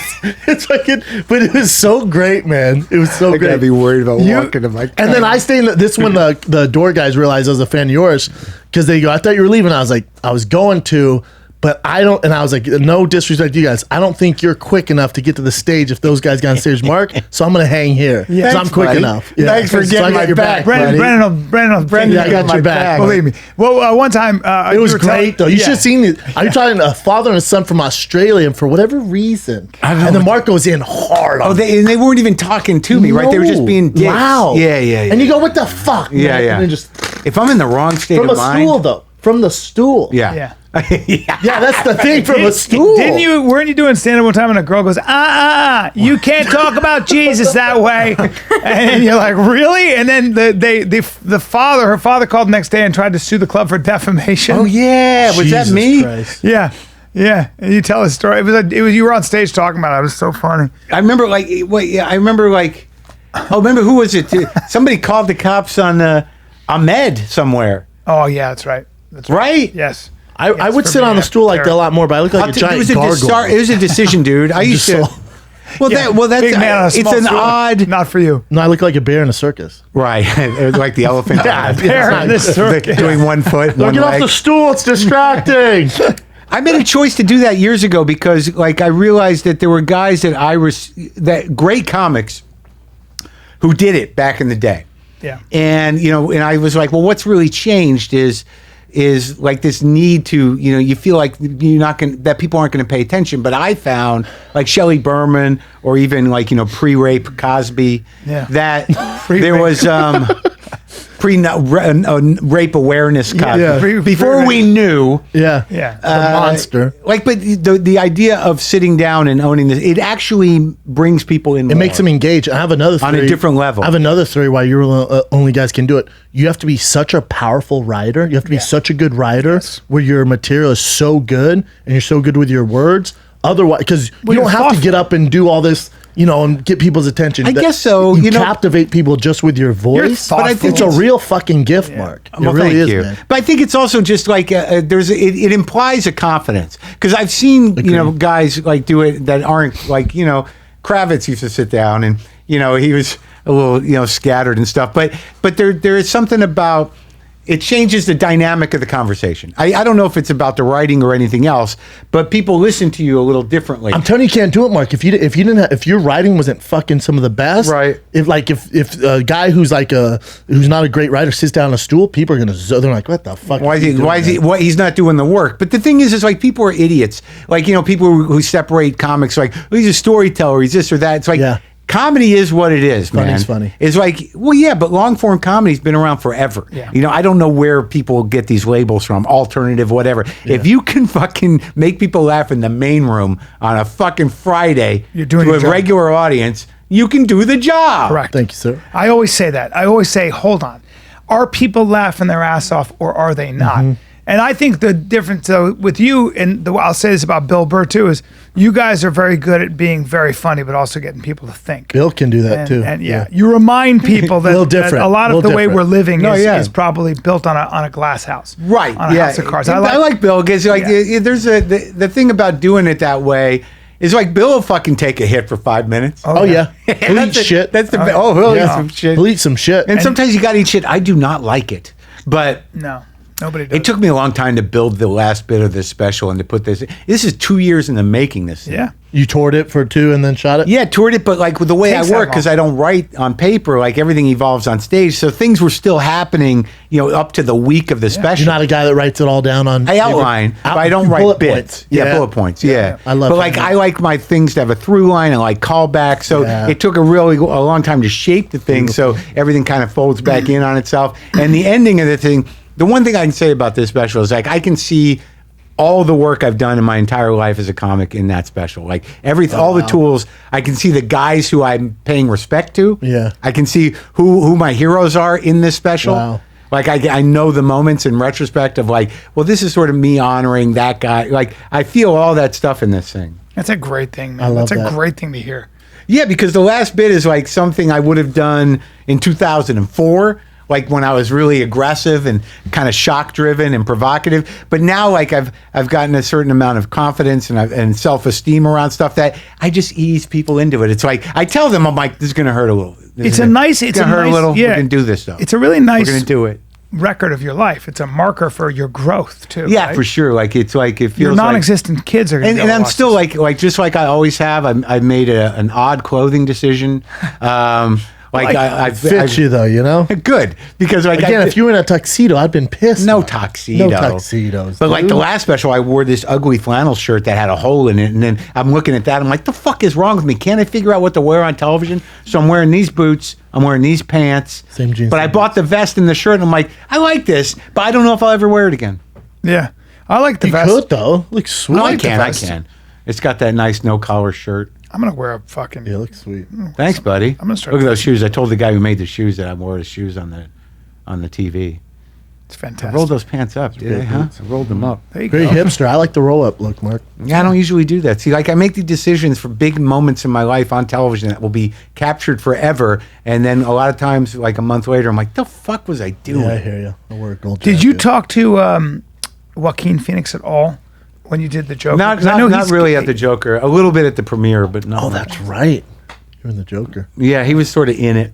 Yeah. I talked to De Niro a bit. Did you? Yeah. He didn't really talk to De Niro, I heard. He was just still in character. So I didn't take it. He made an interesting choice that I very much recognize, and in the moment I fought to not take personally. Like he was doing his thing, and I got that. And he was talking to Todd Phillips. That's the only person he was really engaging with, the director. And like I was there for like a week and change because I'm on the set the entire last part of the movie. But like when I walk into that room for that little beat there, where I'm saying like and telling De Niro like you can't put him on. It's like the green room, right? Yeah. Yeah. Is after the first take, we did the first take, and Joaquin's registering me talking to him. But the second take, he chose not even to acknowledge I was there. Interesting. And it was genius. Like it was really like that's what he would do. Like once Murray walks into that room for the first time that Joaquin's seeing this guy Murray, like he just it's all and like I'm talking to him and he's not looking at me. He's just focused on Yeah. Yeah. What a beast. A beast, dude. Special dude. You guys didn't see each other on set, right? You were there. No, for like I was 30 in minutes. that old carpet So factory. you had the back of the head moment? I had the if you see me in the blurry mirror, if you blur your eyes, sometimes it'll two negatives come up with a positive. You could see Bobby Lee on this podcast goes, dude, when I saw this much of your face, fuck you. Fuck you. Todd apologized to me. yeah. Oh my God. Did you talk to him? Well, he's a good buddy of mine. No, I mean to Joaquin. No, he wouldn't even. But he was just doing it. But Todd, He was an athlete. no. But Todd, and I don't care. You didn't but- talk to extras. Look, he's Come on, wearing a Mark. vest. Exactly. Is he wearing a vest? No. Okay. But Todd came up and was like, hey, I'm sorry, it's a small role. And I was like, I don't fucking listen. Who cares? We did a whole walk and talk that he cut out. Like there's the thing of me and De Niro walking, up to the dressing room that he cut out, and he said, "Look how skinny I was, that fucking beard. I got to be careful not to get too skinny." You look fine. Thanks. De Niro. But I wish I had that problem. Was that a wig De Niro was wearing? it's not a wig. No, How dare you? How dare you? didn't look like a wig to me. He does do something with his mouth. I don't know what they were working on, but he seemed to do something with his teeth before each take. He has a person there. I didn't, he was nice. He talked to me a little bit. There's that great moment with the note though, like, but before I forget that, Phillips cut the walk and talk, and he said, look, he didn't want to have anything in the movie that Joaquin wasn't in. Oh wow! I thought that movie was a masterpiece. Because there's like an idea that is this real, is it not real? So there's nothing in the movie. There's no scene without Joaquin in it. Look at that picture, Mark. Yeah. That's a good picture. You frame that stuff or no? You're not into it. I have it on my phone. I wish I should frame it. But here's That the- would be in my fucking basement, blown up. Oh yeah, maybe I will. Yeah. That's a masterpiece, that movie, didn't you think? Or what did you think of the movie? I thought that there was a couple of things I would have done differently. It would have been better, I think, if we sympathized with his character more before he goes bad. Like I think there was something odd about like Lynn, who's the director, my girlfriend. She said if they had just had one scene at the beginning of the movie of him actually entertaining children, Him being yeah, that makes sense. do you know It was so heavy to me. Like it was Heavy. It was so almost heavy. over the top. Yeah, I Like- thought when I left it just going like, gee, wow, Jesus, man. Yeah, like he's already broken. Dark. Yeah. Where it would have been nice to see the heartbreak that caused him to be the monster. Yeah, that's a fair. little bit. Yeah, I agree. But the moment was great because De Niro's a real pro. We're talking. He doesn't know me, and I'm sure he wouldn't know me now. To be honest with you, I know what you mean. and he's just like, how many guys have done that with him? Yes. You know what I mean? It's just his job. But here's the thing, so the first take when we're doing the walk and talk, I'm me, I'm waiting all day to do the thing. And so action, and I'm like, rah, rah, rah, and I'm doing the thing, and Todd goes cut, and then I stop, and I see De Niro walk over, he sits down for a second, then he gets up, he walks over to Todd, and then he walks back to his chair, and then Todd walks over to me, and Todd goes like, you're coming in a little hot. Did De Niro say? Right, Take he it down said- a notch. He Yeah. says, "You remember, he's your boss," and I'm like, "All right, good yeah. note." Yeah. Because I bet you, but De Niro handled it like a pro. He's not going to tell me. Yeah. He said to the director, "He's like, I'm his boss, right? So he shouldn't be yelling. Take it at me, down a right? notch, Yeah, yeah. like he's yelling at me for you. You know what I mean? Yeah, that's interesting. Yeah, well, that's how you work together. He's I always feel like What a when you cast. work with De Niro like the way you did, I feel like for him it would be like the way a dentist sees that many patients. They're not going to remember you a year later. It Yeah, in a depends. way, yeah. It Of course, depends. it depends. He might have You known. didn't have it like there wasn't enough between us for us to really dig in. Yeah. But like It's all not I knew. far-fetched to think Hey, he would Mark, listen. at your level, does your agent call you, hey, we want you to audition, or do we just want you to read for this Well, role? Todd loves stand-up comics, so he knows. Yeah, he offered me. It wasn't this part. He offered me actually the other part where, the male stripper. when the guy fires him. Oh, Fire- the boss of the clowns? Oh yeah. Yeah, Where yeah. he ruins the sign. He's like, I gotta let you go, man. yeah. That was the one thing I read for. Oh, yours was better, yeah. But then he said, "I got this for you." He said, I think this is better." Yeah, I agree. But the thing is like, I couldn't really dig in with De Niro. So my approach to it was like, just do your thing, man. Don't the good thing about the podcast is like, I've met so many guys that are huge or, and they're really just people and they become people very quickly for me. Yeah, it now. doesn't phase you anymore. I've got something inside of me that's like, who the fuck are you? Yes. So you're just a guy. Yep.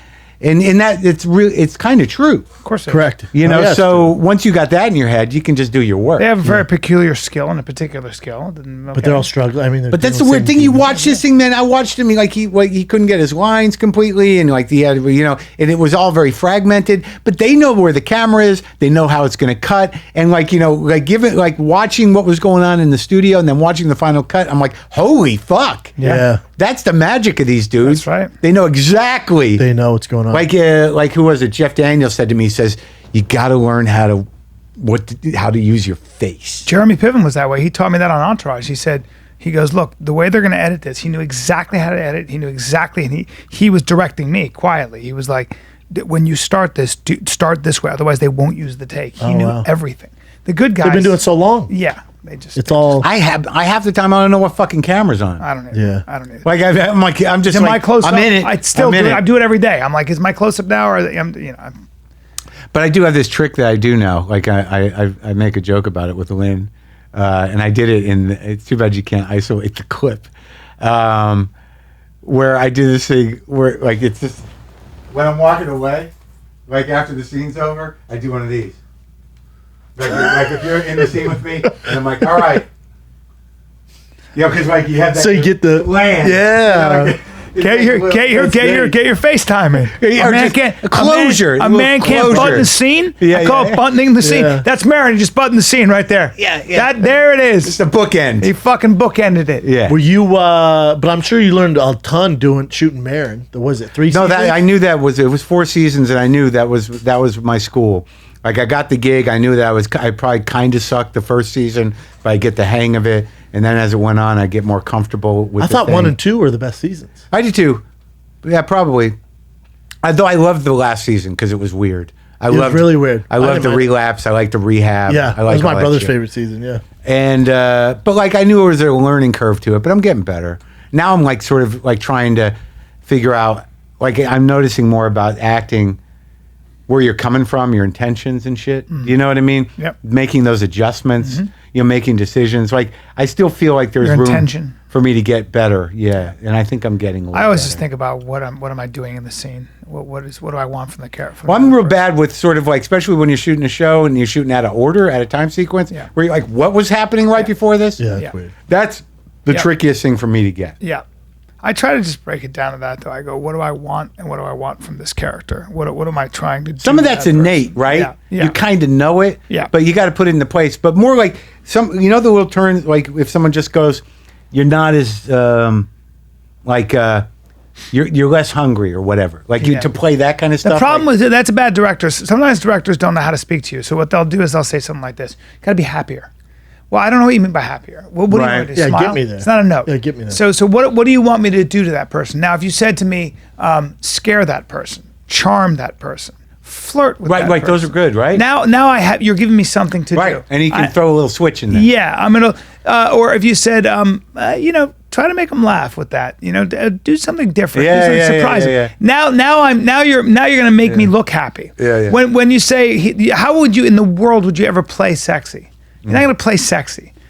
Even when they say, try to seduce her. Like if you're better off like you want her. Yes. Like that's different because if you were to say to me, hey, here's a good note. You want her, but she doesn't know. If you said to me, seduce her, I would say, more I don't know detail? how to seduce her. More detail. Well, that's what I did. Describe. I had a director say, clear need. Look at her. She's so beautiful. It should actually make you look at her like you smell something bad.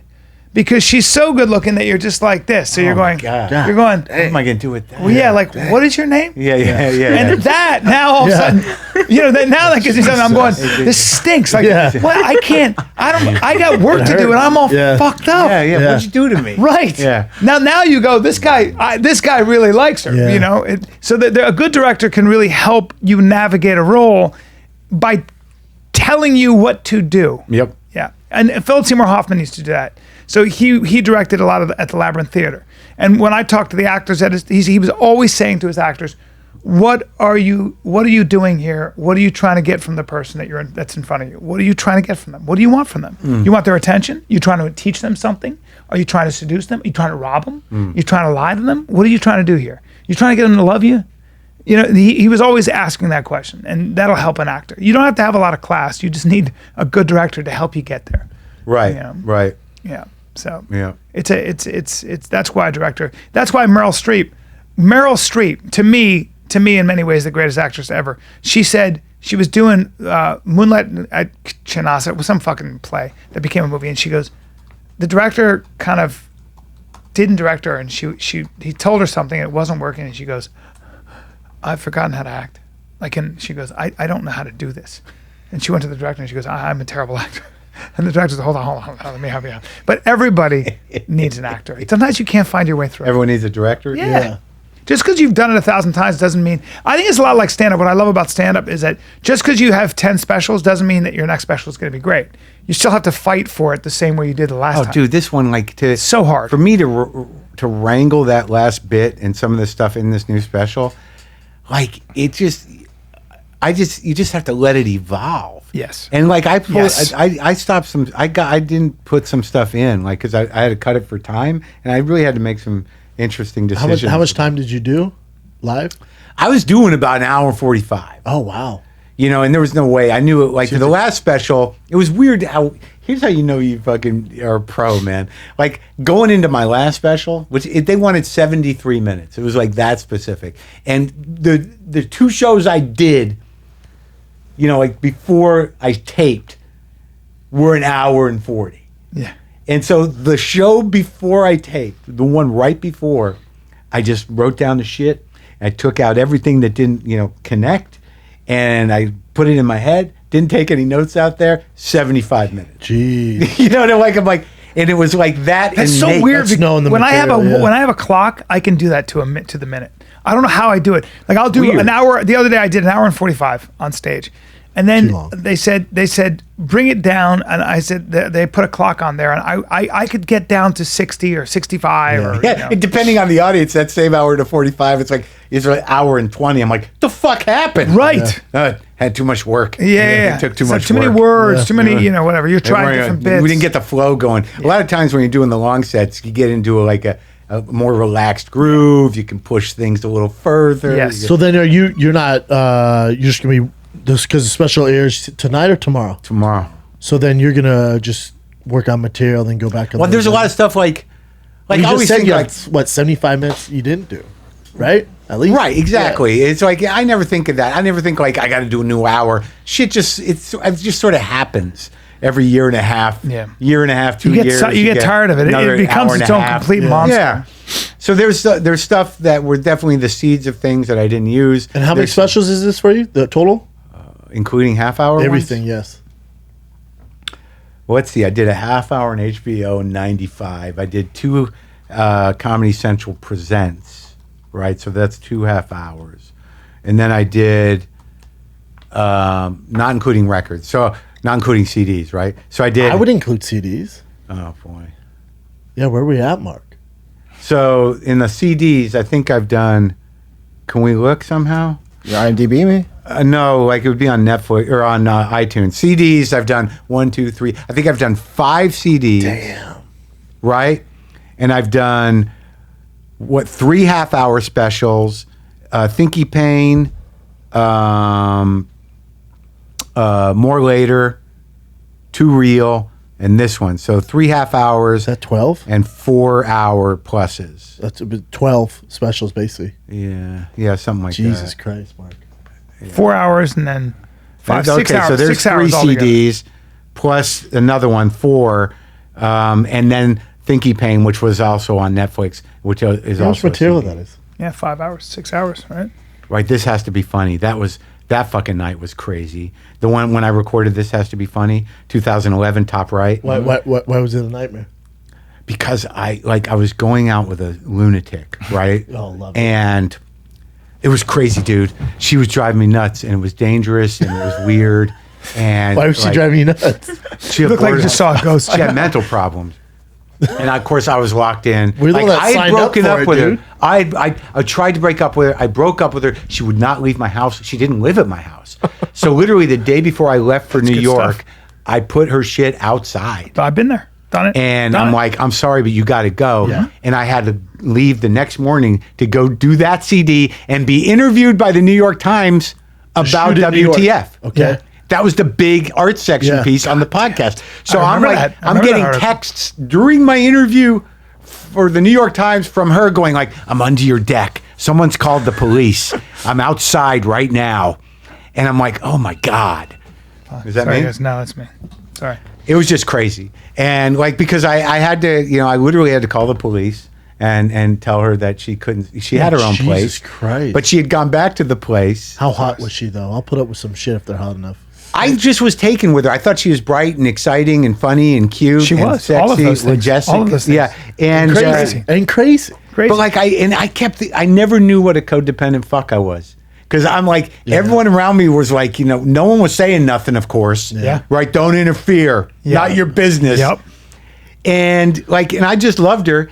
And after all that bullshit, after everything I went through to get her out of the house, and I was going to fucking Al-Anon meetings. Yeah. I was doing the whole fucking trip. About 4 or 5 months later, I just broke, and I'm like, Had okay, to let's call have her. lunch. Yep. She's back. Gotta do it. She's back. She's gotta do it. She's back. And then, like 6 months later, I asked her to marry me. Yep. And then, There you go, ladies and gentlemen. Marc Maron. yeah. And then it just hit the wall again. I love it. It was just sort of like one day, I'm like, I'm done, man. Yeah. I'm out. Like I was on the road and she didn't come home all night. Yeah. And we were in couples therapy and I was trying to work this shit out. And then she admits, so I'm like, why the fuck would you not come home? Where were you? She goes, I think I did it to fuck you up. And I'm like, okay. Oh, I'm out. So, Yeah. right. I'm out. Jeffrey Tambor, the actor, talks about how he said he's dating this girl and he's just break up with her. He's gonna break up with her. It was raining. It was thin, very light. He's meeting her at the end of the pier. I think it was the Santa Monica Pier. Mm-hmm. He's walking towards her. Nobody else is on the pier, and he goes, "This is gonna be tough, but I'm gonna break up with her because this is not good for me. It's not good for her, and I'm gonna live my life. And this has obviously run its course and everything else." And she's standing there, and the rain is falling on her face, and she's beautiful. And he's like, "So I'm gonna break up with her." And here we go. And he looks at her like that. She's standing there, and he goes, "Will you marry me?" And by the way, got married and then got divorced because That's how it goes. Yeah. That's what I was gonna break up my longtime girlfriend. My dad goes, do it in a public place so she doesn't make a scene. You know what? You guys love PF Chang's, right? I go, yeah, I like PF Chang's. Just take PF Chang's. It's gonna be easier. By the way, there. you might be the worst breaker-upper too. worst. In But general. when you do it during a dinner, you gotta, what do you? he also can't. It's he my can't father's cut ties. idea. So Gotta do it at the end I of take the her dinner. PF Chang's and we're on. I'm so nervous. I'm like, just do it, Brendan. Just pull the Band-Aid off. And I go, I'll take the chicken lettuce wrap. Like, this just isn't.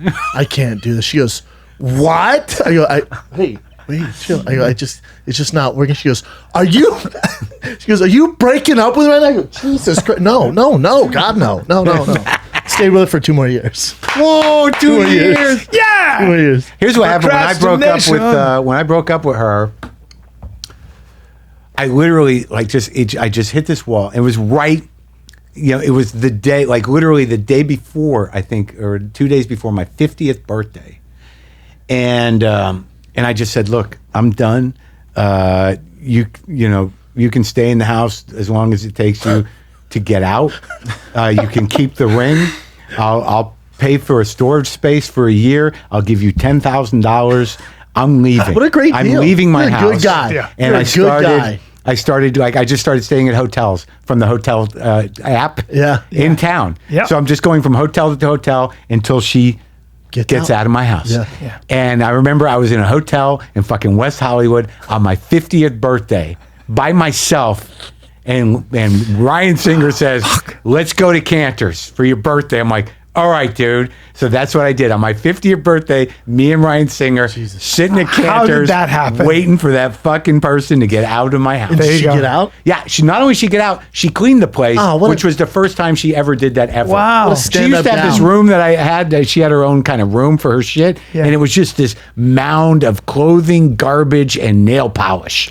And she cleaned the place immaculately and left a nice little note. Good for her. That's a nice send-off. That's Yeah. a nice send-off. And she My bugged girl, me for a little while, but then I just detached. I was really kind of done. My girl took all my furniture, and I mean all of it, and the bed I was sleeping in, woke me up. That was good. And, Really? oh yeah, and then well, the divorce was different. I lost a lot more on the divorce. yeah. This was like, I felt bad about it, but it just got too volatile, too weird. And, when somebody has a certain type of mental disposition, it's never going to get better. And I'm old. But what was How old are you, Mark? I'm 56. Is there a through line to what women complain to you about you? Because for me, it's not being present or considerate. Like, I'm too much in my own world. I've gotten a little better. Like, the phone thing was like, but this is the last one. So I'm in a new relationship now. And then I was with the painter who I loved for like 4.5 years. But I just had a hard time communicating. My biggest issue my whole life has been anger.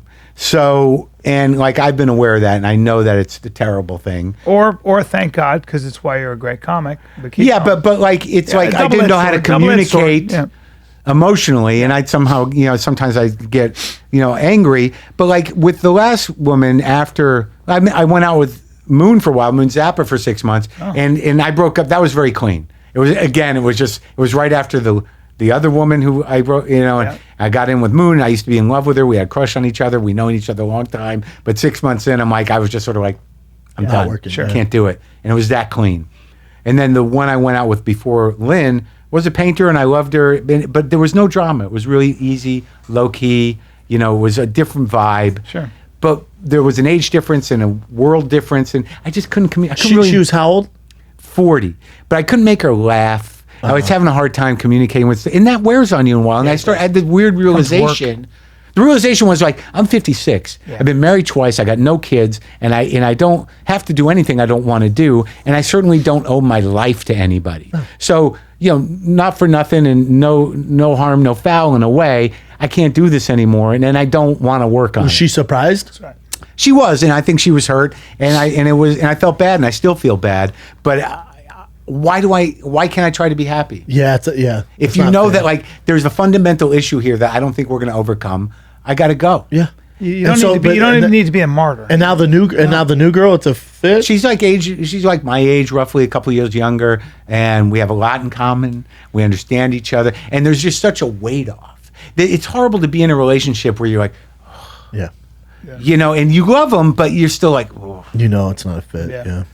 And I feel bad, I guess, for letting it go on so long. But this one it's great. But because we're so alike, then I there's also those kind of issues. Like, hell yeah. Sort of like, are you just copying me now?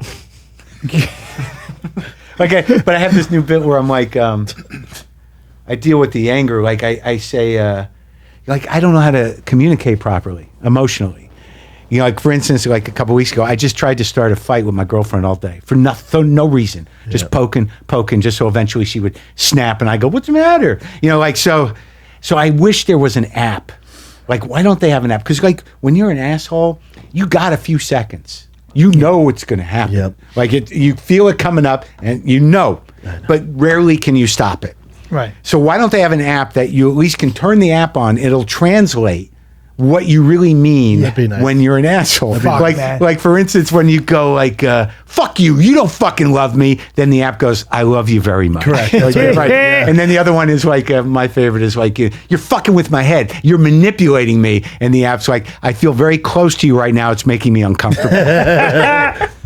Well, this is what makes you special. And your honesty and I can't wait to see the special. It's called what? End of Days? End Times Fun. End Times Fun. Marc Maron. You're one of my favorites. Thank you. So you happy with what happened here? I did it for you. You're one of my favorites. Thanks, be nice to me when you see me at the store. I'm so glad. I was really scared of you. You're just awesome. Thanks for having me, fellas. We love you. Mark, it's funny because I know you think it's a bro podcast. The fuck out of here. We love you. I need the bros. We'll see what happens. Where are you going to be? Where are you going to be stand-wise? When are you performing next? I'm actually just I'm home for a while because I'm doing Glow. I start Glow next week. The special's out. If I'm in town and I can, I'm always at the store on weekends. I'll be at the store. Watch a special though. Netflix. It's gonna be good. Marc Maron. Thanks, buddy. Thank you. You're awesome.